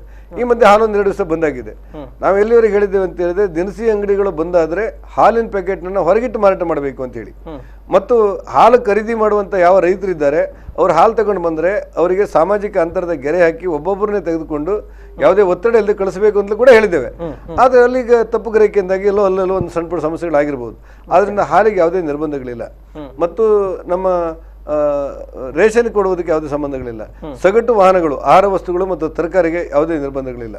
ಈ ತುರ್ತು ಪರಿಸ್ಥಿತಿ, ತುರ್ತಾಗಿ ಬದುಕಲಿಕ್ಕೆ ಬೇಕನ್ನುವ ಎಲ್ಲಾ ವಸ್ತುಗಳಿಗೆ ಔಷಧ ಕೂಡ ರಿಯಾಯಿತಿಯನ್ನು ಕೊಡಲಾಗಿದೆ. ಎಸ್, ಅಂದ್ರೆ ಗಮನಿಸಿದ್ರೆ ಈಗ ಬ್ಯಾಂಕ್ಗಳಿಗೆ ಒಂದು ವಿನಾಯಿತಿಯನ್ನು ಕೊಡಲಾಗಿದೆ, ಬ್ಯಾಂಕ್ಗಳು ಸೇವೆಯನ್ನ ಸಲ್ಲಿಸಬಹುದು. ಆದ್ರೆ ಈಗ ಕೇಳಿ ಬರ್ತಾ ಇರುವಂತಹ ದೂರುಗಳ ಪ್ರಕಾರ ಏನು ಈ ಒಂದು ಸಹಕಾರಿ ಸಂಘಗಳು ಕೂಡ ಕಾರ್ಯವನ್ನು ನಿರ್ವಹಣೆ ಮಾಡಬೇಕು ಎನ್ನುವಂತಹ ಸುತ್ತೋಲೆ ಕೂಡ ಸರ್ಕಾರದಿಂದ ಬಂದಿದೆ ಅನ್ನುವಂತ. ಆದ್ರೆ ಈ ಒಂದು ಸಹಕಾರಿ ಸಂಘಗಳ ನೌಕರರು ಇರ್ಬೋದು ಅಥವಾ ಸಿಬ್ಬಂದಿಗಳಿರ್ಬೋದು ಬರುವಂತಹ ಸಂದರ್ಭದಲ್ಲಿ ಪೊಲೀಸರು ಅವರಿಗೆ ಅವರ ವಾಹನಗಳ ಓಡಾಟಕ್ಕೆ ಅವಕಾಶವನ್ನು ಕೊಡ್ತಾ ಇಲ್ಲ ಅನ್ನುವಂಥ. ಸೊ ಅಲ್ಲೊಂದು ಗೊಂದಲ ಇದೆ. ಇದು ಬಂಟ್ವಾಳದ ಒಂದು ಇವತ್ತು ಬೆಳಿಗ್ಗೆ ಯಾರೋ ಸ್ನೇಹಿತರು ಫೋನ್ ಮಾಡಿದ್ರು, ಬಂಟ್ವಾಳದ ಯಾವುದೋ ಒಂದು ಭಾಗದಲ್ಲಿ ನಮಗೆ ಅಡ್ಡ ಆಗ್ತಾ ಇದ್ದಾರೆ, ನಾವು ಬ್ಯಾಂಕಿಗೆ ಸೊಸೈಟಿ ಬರ್ತಾ ಇದ್ದೇವೆ ಅಂತ ಹೇಳಿ ಅವರೆಲ್ಲರಿಗೂ ಸ್ಪಷ್ಟವಾದ ಸೂಚನೆ ಕೊಡಲಾಗಿದೆ. ನಿಮ್ಮ ಸಂಸ್ಥೆಗಳ ಮೂಲಕ ಇರುವಂತ ID ಕಾರ್ಡ್ಗಳನ್ನ ಪೊಲೀಸರಿಗೆ ತೋರಿಸಿದ್ರೆ ಸಾಕು ಅಂತ ಹೇಳಿದ್ದೇವೆ. ಮತ್ತು ಪೊಲೀಸ್ ಕಮಿಷನರ್ ಅವರಿಗೆ ಮತ್ತು SP ಅವರಿಗೆ ಯಾವ ಖಾಸಗಿ ಸಂಸ್ಥೆಗಳು ಓಪನ್ ಮಾಡಬಹುದು ಅಂತೇಳಿ ಹಣಕಾಸು ಸಂಸ್ಥೆಗಳಿಗೆ ಅವಕಾಶಗಳಿದೆ ಅಂತ ಸಿಬ್ಬಂದಿಗಳು ಅವರ ಗುರುತಿನ ಚೀಟಿಯನ್ನು ಕೊಟ್ಟರೆ ಸಾಕು, ಬೇರೆ ಹೊಸದಾಗಿ ಯಾವುದೇ ಕಾರ್ಡ್ ಬೇಕಾಗಿಲ್ಲ ಅನ್ನುವಂತ ಮಾತು ಹೇಳಿದ್ದೇವೆ. ಅಲ್ಲೆಲ್ಲ ತಪ್ಪಿಗ್ರಹಿಕೆ ಇದ್ರೆ ಸರಿಪಡಿಸ್ತೇವೆ ಅಂತೇಳಿ SP ಅವರು ಮತ್ತು ಕಮಿಷನರ್ ಅವರು ಹೇಳಿದ್ದಾರೆ. ಎಸ್, ಈಗ ಮತ್ತೊಬ್ರು ಕರೆಯನ್ನ ಮಾಡಿದ್ದಾರೆ. S, hello. ಎಸ್, ತಾಂತ್ರಿಕ ಕಾರಣದಿಂದ ಕರೆ ಕಡಿತಗೊಂಡಿದೆ. ಎಸ್, ಅಂದ್ರೆ ಈಗ ಮುಖ್ಯವಾಗಿ ಪಾಸ್ಗಳ ಬಗ್ಗೆ ಕೂಡ ಕೆಲವೊಂದು ಗೊಂದಲಗಳಿದೆ. ಅಂದ್ರೆ ಕಮಿಷನರ್ ಅವರು ವಿಶೇಷವಾದ ಪಾಸ್ ಬೇಕು ಅಂತಾರೆ, ಇನ್ನು ಕೆಲವರು AC ಅವರಿಗೆ ಅಥವಾ ಕಮಿಷನರಿಗೆ ಎಲ್ಲಿ ಪಾಸಿನ ಅಗತ್ಯಗಳು ಉಂಟು ನಮ್ಮಲ್ಲಿ ಅಂತ ಹೇಳಿದ್ರೆ, ಈ ತುರ್ತಾಗಿ ಯಾವ್ದಾದ್ರು ಮೆಡಿಕಲ್ ಕಳಿಸ್ಲಿಕ್ಕೆ ಅನಿವಾರ್ಯತೆ ಇದ್ರೆ ಅದನ್ನು ಕೂಡ ಪೊಲೀಸ್ ವಿವೇಚನೆ ಬಿಡಲಾಗಿದೆ. ಈ ತುರ್ತು ನೀವು ಆಸ್ಪತ್ರೆ ಸೇರ್ತಾ ಇದ್ದೇನೆ ಆಮೇಲಿಂದ ಪಾಸ್ ತರಬೇಕು, ಅವನಿಗೆ ಅವ್ನು ನೋಡಿದ ತಕ್ಷಣ ಗೊತ್ತಾಗ್ಬಿಡುತ್ತೆ, ನಿಮ್ಮ ಯೋಜನೆ ಪ್ರಕಾರ ಅಡ್ಡ ಹಾಕಬೇಡಿ ಅಂತ ಹೇಳಲಾಗಿದೆ. ಇನ್ನಿರುವಂತಹದ್ದು ಆಹಾರ ವಿತರಣೆ ಮಾಡ್ಲಿಕ್ಕೆ ಹೋಗುವಂತ ಸಿಬ್ಬಂದಿಗಳಿಗೆ, ಇವ ನಾವು ಊಟ ಮಾಡ್ಲಿಕ್ಕೆ ಸಿಬ್ಬಂದಿಗಳಿಗೆ ಕೊಡ್ಬೇಕಲ್ಲ, ಅವರಿಗೆ ಆಹಾರ ವಿತರಣೆ ಮಾಡುವಂತ ಕೆಲಸಗಳನ್ನ ಮಾಡಿದ್ದೇವೆ. ಮತ್ತು ವಿತರಣೆ ಮಾಡ್ಲಿಕ್ಕೆ ಯಾರಿಗಾದ್ರು ಇದ್ರೆ ಅವರಿಗೆ ಗುರುತಿನ ಚೀಟಿಯನ್ನು ಕೊಡಲಾಗಿದೆ. ಸರ್ ನಮಸ್ತೆ. ಸರ್ ನಮಸ್ತೆ ಸರ್, ತಮ್ಮ ಸಾಲಿಗ್ರಾಮದಿಂದ ಸುಮನ್ ಅಂತ ಹೇಳಿ. ಎಸ್, ಹೇಳಿ ಸರ್, ಹೇಳಿ ತಮ್ಮ ಅಭಿಪ್ರಾಯ ಹೇಳ್ಕೊಳ್ಳಿ. ಏನಂತ ಹೇಳಿದ್ರೆ, ನಾನು ಒಬ್ಬ ಔಟ್ಸೋರ್ಸ್ ಎಂಪ್ಲಾಯ್ ಗವರ್ಮೆಂಟ್ ಇಲಾಖೆಯಲ್ಲಿ. ಓಕೆ ಸರ್, ನನಗೆ ಈ ಸತಿಯಿಂದ ಸ್ಯಾಲರಿ ಹಾಕ್ಲಿಕ್ಕೆ ಏಜೆನ್ಸಿ ಅವರು ಲಾಕ್ಡೌನ್ ಆಗದೆ ನಿಮಗೆ ಸ್ಯಾಲರಿ ಹಾಕಲ್ಲ ಅಂತ ಹೇಳ್ತಾ ಇದ್ರು. ಯಾವ ಕಂಪನಿಯಲ್ಲಿ ಕೆಲಸ ಮಾಡೋದು ನೀವು ಸುಮನ್ರೆ? ಸರ್, ಸಹಕಾರ ಇಲಾಖೆ ಸರ್, ಉಡುಪಿ DC ಆಫೀಸ್ ಅಲ್ಲಿ ಇದೆ sir, cooperative cooperative society sir, ಸಹಕಾರ ಅದರಲ್ಲಿ ಏನ್ ಕೆಲಸ ಮಾಡ್ತಿದ್ರಿ ನೀವು? ಅಲ್ಲ, outsource sir, employee D group sir, DC office ಅಲ್ಲಿ ದ್ವಿತೀಯ ದರ್ಜೆ ನೌಕರರಿಗೆ ಅವ್ರಿಗೆ ನಿಮ್ಗೇನಂದ್ರೆ ನಿಮ್ಮ ಹಾಜರಾತಿ ಆಧಾರದ ಮೇಲೆ ಸಂಬಳ ಸಿಕ್ಕುವಂಥದ್ದು ನೋಡ್ತೇವೆ, ನೋಟ್ ಮಾಡ್ಕೊಡ್ತೇನೆ. ಸರ್ಕಾರ ಜೊತೆಲಿ ಮಾತಾಡಿ ದ್ವಿತೀಯ ದರ್ಜೆ ನೌಕರರ ಸಂಬಳವನ್ನು ಕಡಿತ ಮಾಡಬಾರ್ದು ಅಂತ ನೀವೇನು ಹೇಳ್ತೀರೋ ಸರ್ಕಾರ ಜೊತೆ ಮಾತಾಡ್ತೇನೆ. ಧನ್ಯವಾದ. ಎಸ್, ಆ ಒಂದು ವಿಚಾರಗಳು. ಅದರ ಜೊತೆಗೆ ಈ ಒಂದು ಸಾಲದ EMI ಕಟ್ಟುವ ವಿಚಾರದಲ್ಲಿ 3 ತಿಂಗಳ ವಿನಾಯಿತಿಯನ್ನ ಈಗಾಗಲೇ RBI ಸಾಲದ ಕಂತುಗಳನ್ನು ಕಟ್ಟಲಿಕ್ಕೆ 3 ತಿಂಗಳ ಕಾಲ ರಿಯಾಯಿತಿಯನ್ನು ಕೊಡಲಾಗಿದೆ. ಎಲ್ಲಿಂದ ನಿಮ್ದು ರಿಸರ್ವ್ ಬ್ಯಾಂಕ್ ಇಂದ ಬಂದಿರುವಂತಹ ನಿರ್ದೇಶನ ಕೇಂದ್ರ ಸರ್ಕಾರದಿಂದ. ಅದು ಕೇಂದ್ರ ಸರ್ಕಾರದ ಎಲ್ಲಾ ಸಾಲಗಳಿಗೂ ಅನ್ವಯಿಸುತ್ತೆ, ರಾಜ್ಯ ಸರ್ಕಾರದ ಎಲ್ಲಾ ಕೋಆಪರೇಟಿವ್ ಸೊಸೈಟಿ ಎಲ್ಲಾ ಸಾಲಗಳಿಗೂ ಅನ್ವಯಿಸುತ್ತೆ, ಕಡೆಯದಾಗಿ ಸ್ವಸಹಾಯ ಸಂಘಕ್ಕೂ ಅನ್ವಯಿಸುತ್ತೆ. ಧರ್ಮಸ್ಥಳ ಗ್ರಾಮಾಭಿವೃದ್ಧಿ ಸಂಘದವರು ಅದೇ ಮಾತನ್ನು ಹೇಳಿದ್ದಾರೆ. ನವೋದಯಕ್ಕೂ ಕೂಡ ರಿಕ್ವೆಸ್ಟ್ ಮಾಡಿದ್ದೇವೆ, ಯಾರು ಕೂಡ ಈ 3 ತಿಂಗಳ ಕಾಲ ಸಾಲವನ್ನ ಕಟ್ಟಲಿಕ್ಕೆ ಒತ್ತಾಯಿಸಬಾರದು, ನೋಟಿಸ್ ಕೊಡಬಾರದು, ಮೆಸೇಜ್ ಹಾಕಬಾರದು, ಫೋನ್ ಮಾಡಬಾರದು ಅಂತ ಹೇಳಿ. ಅವರಾಗೆ ಕಟ್ಟಿದ್ರೆ ತಗೊಂಡ್ರೆ ನಮ್ಮ ಆಕ್ಷೇಪಗಳಿಲ್ಲ. ಅದಕ್ಕೆ ಸಂಬಂಧಪಟ್ಟ ಹಾಗೆ ಮತ್ತು ಕೂಡ ವಿಚಾರಗಳಿದೆ. ಹಲೋ ಹಲೋ, ನಮಸ್ತೆ ಸರ್, ಎಲ್ಲಿಂದ ಕರೆ ಮಾಡ್ತಾ ಇದ್ದೀರಿ? ತಮ್ಮ ಹೆಸರು? ನಾನು ರವೀಂದ್ರಾಚಾರ್ಯ, ಕೃಷ್ಣಾಪುರ ಅಂತ ಹೇಳಿ. ಎಸ್, ಹೇಳಿ ಸರ್, ಹೇಳಿ. ಸಚಿವರಿದ್ದಾರೆ, ಮಾತನಾಡಿ. ಹಲೋ, ಹೇಳಿ ಸರ್, ಹೇಳಿ. ಸರ್, ಯಾರು ಮಾತಾಡ್ತಾರೆ ಸರ್? ಹೇಳಿ. ನಮಸ್ಕಾರ, ನಾನು ಕೋಟ ಶ್ರೀನಿವಾಸ ಪೂಜಾರಿ ಮಾತಾಡ್ತೇನೆ. ನಮಸ್ಕಾರ ಸರ್, ನಾನು ರವೀಂದ್ರಾಚಾರ್ಯ, ಕೃಷ್ಣಾಪುರ ಅಂತ ಹೇಳಿ. ಹೇಳಿ ರವೀಂದ್ರಾಚಾರ್ಯ. ಮೊದಲಿಗೆ ನಮಗೆ ಒಂದು ಹೆಮ್ಮೆ ಅಂದ್ರೆ, ನಮ್ಮ ಭಾರತ ದೇಶದ ಪ್ರಧಾನಮಂತ್ರಿ ನರೇಂದ್ರ ಮೋದಿಗೆ ನಾನು ದೊಡ್ಡ ಸಲಾಂ ಕೊಟ್ಟೆ. ಎರಡನೇದಾಗಿ ಈ ನರೇಂದ್ರ ಮೋದಿ ಇದ್ರಿಂದ ನಮ್ಮ ಜನ ಈಗ ಬದುಕ್ತಿದ್ದಾರೆ. ಅದರ ನಡುವಲ್ಲಿ ಹೇಳಿ, ಅದರ ನಡುವಲ್ಲಿ ಈ ಪೊಲೀಸ್ ಡಿಪಾರ್ಟ್ಮೆಂಟ್ ನವರಿಗೆ ಈ ಪೊಲೀಸ್ನವರಿಗೆ ಈ ದಂಡ, ಲಾಠಿ, ಗನ್, ಪಿಸ್ತೂಲ್ ಯಾಕೆ ಕೊಟ್ಟ ಸರ್? ಅವರ ಆತ್ಮರಕ್ಷಣೆ ಹೌದಾ ಅಲ್ವಾ? ಅವರ ಆತ್ಮರಕ್ಷಣೆಗೆ ಹೌದಲ್ವಾ? ಹೌದು. ಆದ್ರೆ ಈಗ ನಾವು ಮಂಗಳೂರಲ್ಲಿ, ದಕ್ಷಿಣ ಕನ್ನಡದಲ್ಲಿ ಎಷ್ಟೋ ಪೊಲೀಸ್ನವರು ಪೆಟ್ಟು ತಿಂದಿದ್ದಾರೆ, ಸಾರ್ವಜನಿಕರು ಪೊಲೀಸರಿಗೆ ಹೊಡೆದಿದ್ದಾರೆ. ಅದರ ಮೇಲೆ ಯಾಕೆ ಆಕ್ಷನ್ ಇಲ್ಲ? ಇಬ್ಬರು ಈ ಪೊಲೀಸ್ ಡಿಪಾರ್ಟ್ಮೆಂಟ್ನವರು IG, DIG, commissioner, SI, circle ಇವರೆಲ್ಲ ಕಲ್ತು ಬಂದವರು. ಇವರಿಗೆ ಸಾರ್ವಜನಿಕರಿಂದ, ಜನರಿಂದ ಪೆಟ್ಟು ಬೀಳುದಾದ್ರೆ ಈ ನಮ್ಮ ದೇಶದ ಕಾನೂನು ಏನ್ ಹೇಳ್ತದೆ ಅಷ್ಟೇ ಸರ್, ಬೇರೆ ಅಲ್ಲ. ತಾವು ಹೇಳ್ತಾ ಇರೋದು ಪೊಲೀಸರು ಜನರಿಗೆ, ನಿರಪರಾಧಿಗಳಿಗೆ ಹೊಡಿತಾರೆ ಅಂತ ಹೇಳ್ತೀರಾ? ಇಲ್ಲ ಇಲ್ಲ ಇಲ್ಲ, ಪೊಲೀಸ್ನವರಿಗೆ ಹೊಡಿತಾ ಇದ್ದಾರೆ, ಪೊಲೀಸ್ನವರಿಗೆ ಜನರು ಹೊಡಿತಾ ಇದ್ದಾರೆ. ಆದ್ರೆ ಆ ಕೈಯಲ್ಲಿ ಲಾಠಿ ಇದ್ದುಕೊಂಡು, ದಂಡ ಹಿಡಿದುಕೊಂಡು, ಪಿಸ್ತೂಲ್ ಹಿಡಿದ್ರು ಸಹ ಅವರಿಗೆ ಎಂತ ಸಹ ಇದು ಮಾಡ್ಲಿಕ್ಕೆ ಆಗುದಿಲ್ಲ. ಯಾವುದು ಇಲ್ಲ, ಏನಾಗಿದೆ ರವೀಂದ್ರಾಚಾರ್ಯ, ನೀವು ಹೇಳೋದು ಸತ್ಯ ಇದೆ. ಆದರೆ ಈ ಪೊಲೀಸರಿಗೆ ಒಂದು ಕಿವಿ ಮಾತನ್ನು ಸರ್ಕಾರ ಹೇಳಿದೆ. ಯಾಕಂದರೆ ಕೆಲವು ಕಡೆ ಕಿಡಿಗಳಿದ್ದಾರೆ, ಕೆಲವು ಕಡೆ ನಿರಪರಾಧಿಗಳಿದ್ದಾರೆ. ಮೊದಲಾಗಿ ಲಾಠಿ ಎತ್ತಬೇಡಿ ಅನ್ನುವಂಥ ಸೂಚನೆಯನ್ನು ಕೊಡಲಾಗಿದೆ. ಅದರರ್ಥ ಈ ರೌಡಿಗಳನ್ನು ಪೊಲೀಸರಿಗೆ ಹೊಡೆದ್ರೆ ಸುಮ್ಮನಿರಿ ಅಂತ ಹೇಳಿರಲಿಲ್ಲ. ಎಲ್ಲೆಲ್ಲಿ ಸಾರ್ವಜನಿಕರು ಉಡಾಪೆಯಿಂದ ಪೊಲೀಸರ ಮೇಲೆ ಎರಗಿ ಬೀಳ್ತಾರೋ ಅಲ್ಲೆಲ್ಲ ಬುದ್ಧಿ ಕಲಿಸುವ ಕೆಲಸಗಳನ್ನು ಅವ್ರು ಮಾಡ್ತಾರೆ. ಅದೇ ರೀತಿಯಲ್ಲಿ ನಿರಪರಾಧಿಗಳಿಗೆ, ಅಕಸ್ಮಾತ್ ಗೊತ್ತಿಲ್ಲದೆ ಬಂದದ್ದವರಿಗೆ, ವೃದ್ಧರಿಗೆ, ಅವರಿಗೂ ಕೂಡ ತೊಂದರೆ ಕೊಡಬಾರ್ದು ಅಂತ ಹೇಳಿದ್ದೇವೆ. ಪೊಲೀಸರು ತಮ್ಮನ್ನು ತಾವು ರಕ್ಷಣೆ ಮಾಡಿಕೊಳ್ಳಿಕ್ಕೆ ಶಕ್ತಿ ಇದ್ದವರಿದ್ದಾರೆ, ನಿಮ್ಗೆ ಅದರಲ್ಲಿ ಅನುಮಾನಗಳು ಬೇಡ. ಒಂದು ನಮಗಿರುವ ಸಹಾನುಭೂತಿ ಮತ್ತು ಗೌರವ ಏನಂದ್ರೆ ಪೊಲೀಸ್ ಇಲಾಖೆ ಮೇಲೆ, ಇವತ್ತು ಪೊಲೀಸ್ ಇಲಾಖೆಯ ಅಧಿಕಾರಿಗಳು, ಅದು ಸಾಮಾನ್ಯ ಕನಿಷ್ಠ ಬೆಲೆಯಿಂದ ಹಿಡಿದು ಎಲ್ಲ ಹಿರಿಯ ಅಧಿಕಾರಿಗಳು ಜನರನ್ನು ನಿಯಂತ್ರಣ ಮಾಡಲಿಕ್ಕೆ ಹಗಲು ರಾತ್ರಿ ಬಡದಾಡ್ತಾ ಇದ್ದಾರೆ. ಕೆಲವರಿಗೆ ಮಾಸ್ಕ್ ಕೂಡ ಇಲ್ಲ ಮುಖಕ್ಕೆ, ಅಂಥದ್ರ ಮಧ್ಯೆ ಕೂಡ ಸೇವೆಯನ್ನು ಮಾಡ್ತಾ ಇದ್ದಾರೆ. ಒಂದು ಇನ್ನೊಂದು, ಡಾಕ್ಟ್ರು ತಮ್ಮ ಜೀವದ ಹಂಗು ತೋರಿದು ಈ ಕೊರೋನಾ ಪೇಷಂಟ್ಗಳ ಬಗ್ಗೆ ಅವ್ರ ಕೆಲಸಗಳನ್ನು ಮಾಡುವಾಗ ಅವ್ರ ಮನೆಗೆ ಹೋದರೆ ಅವ್ರ ಮಕ್ಕಳನ್ನು ಮಾತಾಡ್ಸೋಕ್ಕೆ ಸಾಧ್ಯ ಇಲ್ಲ. ಯಾಕಂದರೆ ವೈರಸ್ ಯಾರಿಗೆ ಹಂಚುತ್ತಂತೆ ಗೊತ್ತಿಲ್ಲ. ಹೊರಗೆ ನಿಂತು ಮಗುವಿಗೆ ವಿಶ್ ಮಾಡಿ ಬರುವಂಥ ಸ್ಥಿತಿ ನಾವು ನೋಡ್ತಾ ಇದ್ದೇವೆ. ಎಲ್ಲಕ್ಕಿಂತ ಹೆಚ್ಚಾಗಿ ದಾದಿಯರು, ಅದರ ಜೊತೆಗೆ ಆಶಾ ಕಾರ್ಯಕರ್ತರು, ಅಂಗನವಾಡಿ ಕಾರ್ಯಕರ್ತರು, ಆಶಾ ಕಾರ್ಯಕರ್ತರಿಗೆ ಇವತ್ತು ನಾವು ಗೌರವಧನ ಕೊಡ್ತಾ ಇರೋದು ಕಡಿಮೆ ಇದೆ. ಅದನ್ನೆಲ್ಲ ಬಿಟ್ಟು ಅವರು ಎದುರಿಸಲಿಕ್ಕೆ ಹೋಗಿ ಆ ಪಾಸಿಟಿವ್ ಇದನ್ನು ಹುಡುಕ್ಲಿಕ್ಕೆ ಹೋದಾಗ ಅವ್ರ ಮೇಲೆ ಹಲ್ಲೆ ಆಗುವಂಥ ಪ್ರಕರಣಗಳು ಇದೆ.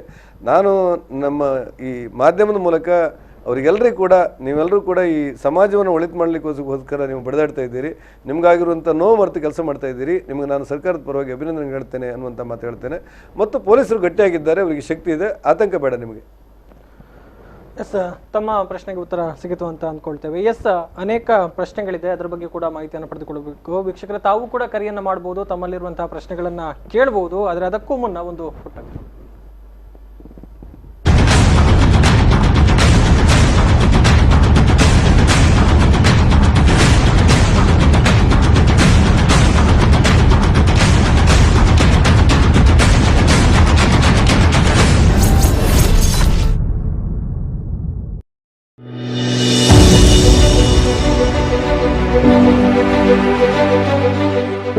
ಎಲ್ಲರಿಗೂ ನಮಸ್ಕಾರ. ಮೊದಲನೇದಾಗಿ ನಾನು ಎಲ್ಲರಿಗೂ ಧನ್ಯವಾದಗಳನ್ನು ಹೇಳಲಿಕ್ಕೆ ಇಷ್ಟಪಡ್ತೀನಿ. ಈ ಕೋವಿಡ್-19 ನಿಯಂತ್ರಣಕ್ಕಾಗಿ 21 ದಿನಗಳ ಲಾಕ್ಡೌನ್ ಏನು ಅನೌನ್ಸ್ ಮಾಡಿದ್ದೀವಿ, ಅದಕ್ಕೆ ಎಲ್ಲ ನಾಗರಿಕರಿಂದ ನಮಗೆ ಸಹಕಾರ ದೊರಕಿದೆ, ಆದ್ದರಿಂದ ಧನ್ಯವಾದಗಳು. ಸದ್ಯಕ್ಕೆ ನಮ್ಮ ಜಿಲ್ಲೆಯಲ್ಲಿ ಕೋವಿಡ್-19 ಹತೋಟಿಯಲ್ಲಿದೆ. ಆದರೂ ಕೂಡ ನಿಮಗೆ ತಿಳಿದಿರೋ ಹಾಗೆ ನಮ್ಮ ನೇಬರಿಂಗ್ ಡಿಸ್ಟ್ರಿಕ್ಟ್ಗಳಲ್ಲಿ ಏನು ನಡೀತಾ ಇದೆ ಅದನ್ನು ನಾವು ಪರಿಗಣನೆಗೆ ತಗೊಂಡು ಈ ಕೈ ಮೀರೋದನ್ನು ನಾವು ತಪ್ಪಿಸ್ಬೇಕಾಗತ್ತೆ. ನಾವು ವಿಶ್ವದಾದ್ಯಂತ ಈ ರೋಗದ ಬಗ್ಗೆ ಅನಾಲಿಸಿಸ್ ಮಾಡಿದ್ರೆ ಏನು ತಿಳ್ಕೊತೀವಿ, 60-65 ವರ್ಷಕ್ಕಿಂತ ಹೆಚ್ಚಿರೋ ಹಿರಿಯ ನಾಗರಿಕರು ಅಥವಾ ಯಾವುದಾದ್ರು ದೀರ್ಘಾವಧಿ ಕಾಯಿಲೆಗಳಿಂದ ಬಳಲ್ತಿರೋರು, ಇವರಲ್ಲಿ ಅನೇಕವಾದ ಕಾಂಪ್ಲಿಕೇಶನ್ಸ್ ಇದೆ, ಪ್ರಾಣಾಪಾಯ ಕೂಡ ಹೆಚ್ಚಿದೆ. ಆದ್ದರಿಂದ ನಮ್ಮ ಜವಾಬ್ದಾರಿ ಏನು ಅಂದರೆ ಹಿರಿಯ ನಾಗರಿಕರಿಗೆ ಮತ್ತು ಯಾವುದೇ ರೀತಿಯ ದೀರ್ಘಾವಧಿ ಕಾಯಿಲೆಗಳಿಂದ ಬಳಲುತ್ತಿರುವವರಿಗೆ ಸ್ಪೆಷಲ್ ಕೇರ್ ಮತ್ತು ಟ್ರೀಟ್ಮೆಂಟ್ನ ಕೊಡಬೇಕಾಗುತ್ತೆ. ಈ ನಿಟ್ಟಿನಲ್ಲಿ ನಾನು ಕೆಲವು ವಿಷಯಗಳನ್ನು ನಾನು ಹೇಳ್ತೀನಿ, ದಯವಿಟ್ಟು ಪಾಲಿಸಬೇಕಾಗಿ ಕೋರ್ತೀನಿ. ಮೊದಲನೇದಾಗಿ, ಆದಷ್ಟು ಹಿರಿಯ ನಾಗರಿಕರನ್ನು ಹೆಚ್ಚು ಗಾಳಿ ಬೆಳಕು ಇರುವಂಥ ಒಂದು ಕೊಠಡಿಯಲ್ಲಿ ಇರಿಸಿ. ಯಾವುದೇ ಕಾರಣಕ್ಕೂ ಅವರು ಹೊರ ಹೋಗದಂತೆ ಎಚ್ಚರ ವಹಿಸಿ. ಪೌಷ್ಟಿಕಾಂಶವುಳ್ಳ ಆಹಾರವನ್ನು ಅವರಿಗೆ ನೀಡಿ. ಈ ವರ್ಗದ ಎಲ್ಲರೊಂದಿಗೂ 3 ಮೀಟರ್ ಡಿಸ್ಟೆನ್ಸ್ನ ನಾವು ಮೇಂಟೈನ್ ಮಾಡೋದಕ್ಕೆ ಪ್ರಯತ್ನ ಪಡೋಣ. ಈ ವರ್ಗದ ಎಲ್ಲರೂ ಉಪಯೋಗಿಸುತ್ತಿರುವ ಸಾಮಗ್ರಿಗಳನ್ನು ಆದಷ್ಟು ಪ್ರತ್ಯೇಕವಾಗಿ ಇರಿಸಿ. ಕುಟುಂಬದಲ್ಲಿರುವ ಆರೋಗ್ಯವಂತ ಸದಸ್ಯರು ಮಾತ್ರ ಇವರ ಆರೈಕೆಯಲ್ಲಿ ತೊಡಗಿಸಿಕೊಳ್ಳಿ. ಆಗಾಗ್ಗೆ ಕೈ ತೊಳೆಯುವ ಅಭ್ಯಾಸವನ್ನು ರೂಢಿಸಿಕೊಳ್ಳಿ. ಮತ್ತು ಯಾವುದೇ ರೀತಿ ಜ್ವರ, ಕೆಮ್ಮು ಈ ರೀತಿ ಸಿಂಪ್ಟಮ್ಸ್ ಬಂದರೆ ಇಮಿಡಿಯೇಟ್ ಆಗಿ ಡಾಕ್ಟರ್ನ ನೀವು ಕನ್ಸಲ್ಟ್ ಮಾಡಿ. ನನಗೆ ಗೊತ್ತಿದೆ ನಮ್ಮ ಸಾಮಾಜಿಕ ಚೌಕಟ್ಟಿನಲ್ಲಿ ಈ ರೀತಿಯಾದ ಕ್ರಮ ವಹಿಸುವುದು ಸ್ವಲ್ಪ ಕಷ್ಟ ಅಂತ. ಆದರೂ ಕೂಡ ಪರಿಸ್ಥಿತಿಯ ಗಂಭೀರತೆಯನ್ನು ಅರ್ಥ ಮಾಡಿಕೊಂಡು ನಾವು ಹಿರಿಯ ನಾಗರಿಕರು ಮತ್ತು ಈ ದೀರ್ಘಕಾಲಿಕ ಕಾಯಿಲೆಗಳಿಂದ ಬಳಲ್ತಿರೋರನ್ನ ನಾವು ಪ್ರೊಟೆಕ್ಟ್ ಮಾಡಲೇಬೇಕು. ಅದಕ್ಕೆ ಎಲ್ಲರೂ ಸೇರಿ ಕ್ರಮ ವಹಿಸೋಣ ಅಂತ ನಾನು ಕೋರ್ಕೋತೀನಿ.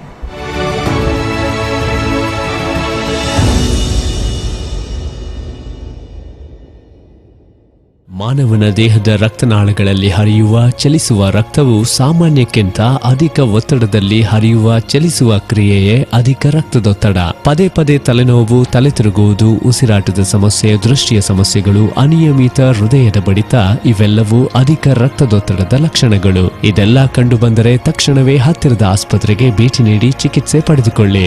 ನಿಯಂತ್ರಿಸುವ ವಿಧಾನ: ಉಪ್ಪು, ಉಪ್ಪಿನಕಾಯಿ, ಕರಿದ ಪದಾರ್ಥಗಳನ್ನು ಸೇವಿಸಬಾರದು. ಧೂಮಪಾನ, ಮದ್ಯಪಾನ ಮತ್ತು ತಂಬಾಕು ಪದಾರ್ಥಗಳನ್ನು ಸೇವಿಸಬಾರದು. ದಿನನಿತ್ಯ ದೈಹಿಕ ಚಟುವಟಿಕೆ, ಯೋಗ ಮತ್ತು ವ್ಯಾಯಾಮವನ್ನು ತಪ್ಪದೇ ಮಾಡಿ. ತಮ್ಮ ಬಿಪಿಯನ್ನು ನಿಯಮಿತವಾಗಿ ಹತ್ತಿರದ ಆರೋಗ್ಯ ಕೇಂದ್ರದಲ್ಲಿ ಪರೀಕ್ಷಿಸಿ ಮತ್ತು ಸಲಹೆ ಪಡೆದುಕೊಂಡು ಮುಂಜಾಗ್ರತೆ ವಹಿಸಿ. ಪ್ರಕಟಣೆ ಜಿಲ್ಲಾ ಎನ್ಸಿಡಿ ಕೋಶ, ಆರೋಗ್ಯ ಮತ್ತು ಕುಟುಂಬ ಕಲ್ಯಾಣ ಇಲಾಖೆ, ದಕ್ಷಿಣ ಕನ್ನಡ ಜಿಲ್ಲೆ, ಮಂಗಳೂರು.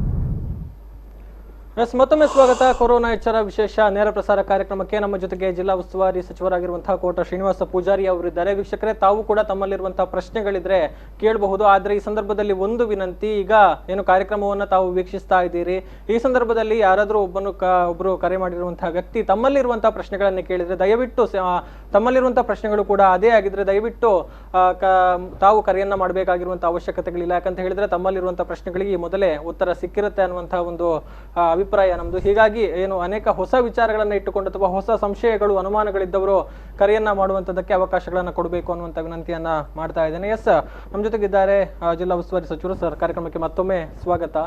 ಅಂದ್ರೆ ಒಬ್ರು ಈಗ ಕರೆಯನ್ನ ಮಾಡಿದಂತ ಸಂದರ್ಭದಲ್ಲಿ ಹೇಳಿದ್ರು ವೇತನದ ವಿಚಾರ. ಅದರ ಜೊತೆಗೆ ಈಗಾಗಲೇ ತಾವು ಹೇಳಿದ್ರೆ ಏನು RBI ನಿಂದ ಬಂದಿರುವಂತಹ ಸೂಚನೆ ಪ್ರಕಾರ 3 ತಿಂಗಳ ಕಾಲ ಒಂದು EMI ನಿಂದ ವಿನಾಯಿತಿಯನ್ನು ಕೊಡಲಾಗಿದೆ. ಆದ್ರೆ ಈ ಸಂದರ್ಭದಲ್ಲಿ ಬಡ್ಡಿ ಮುಂದುವರಿಯುತ್ತಾ ಇಲ್ವಾ ಏನು ಅನ್ನುವಂತ ಒಂದು ಅನುಮಾನಗಳು, ಹೆಚ್ಚಾಗಿ ತುಂಬಾ ಪ್ರಶ್ನೆಗಳು ಎಲ್ಲಿ ಇದೆ ಅಂತಂದ್ರೆ, ಆತಂಕ ಎಲ್ಲಿದೆ ಅಂತ ಹೇಳಿದ್ರೆ, ಕೋಆಪರೇಟಿವ್ ಸೊಸೈಟಿಗೆ ಮತ್ತು ರಾಷ್ಟ್ರೀಕೃತ ಬ್ಯಾಂಕ್ಗಳಿಗೆ, ಎಲ್ಲವೂ ಸ್ವಸಹಾಯ ಸಂಘಗಳಿಗೆ ನೀವು 3 ತಿಂಗಳ ಕಾಲ ಮುಂದುವರಿಸಲಿಕ್ಕೆ ಆದೇಶ ಬಂತು, ಸರಿ ಇದೆ. ಆದ್ರೆ ಕೋಆಪರೇಟಿವ್ ಸೊಸೈಟಿಗಳಲ್ಲಿ ಕೆಲವು ಸಾಲಕ್ಕೆ ಮಾತ್ರ ಅದನ್ನು ಸೀಮಿತಗೊಳಿಸಿ ಎಲ್ಲಾ ಉಳಿದ ಸಾಲವನ್ನು ಕೇಳ್ತಾ ಇದ್ದಾರೆ ಅಂತ ಹೇಳಿದೆ. ನಾನು ಬೆಳಿಗ್ಗೆ ನಿನ್ನೆ DRN ಕರೆಸಿದಾಗ ಅವ್ರು ಹೇಳಿದ್ರು, ಹೌದು, ಸಹಕಾರಿ ಸಂಘಗಳು ಅವರ ಸ್ವಂತ ಸಂಪನ್ಮೂಲದಿಂದ ಕೊಟ್ಟಿರುವಂತಹ ಸಾಲವನ್ನು ವಸೂಲು ಮಾಡ್ತಾ ಇವೆ ಅಂತೇಳಿ.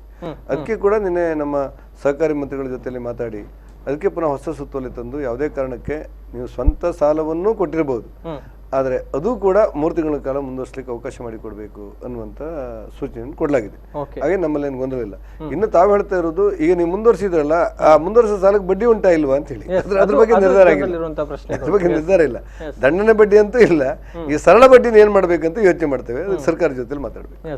ಯಾಕಂತ ಹೇಳಿದ್ರೆ ಅದೇ ಮುಂದಿನ ಅಂದ್ರೆ ದೀರ್ಘಾವಧಿ ಸಾಲಗಳನ್ನು ಪಡೆದುಕೊಂಡವರಿಗೆ ಅಂತ್ಯದಲ್ಲಿ ಅದುವೇ ದೊಡ್ಡ ಹೊರೆಯಾಗುತ್ತೆ. ಅನೇಕ ಎಕ್ಸ್ಟ್ರಾ ಕಂತುಗಳನ್ನು ಪಾವತಿ ಮಾಡಬೇಕಾದಂತ ಅವಶ್ಯಕತೆಗಳು ಬರುತ್ತೆ ಅನ್ನುವಂಥದ್ದನ್ನ.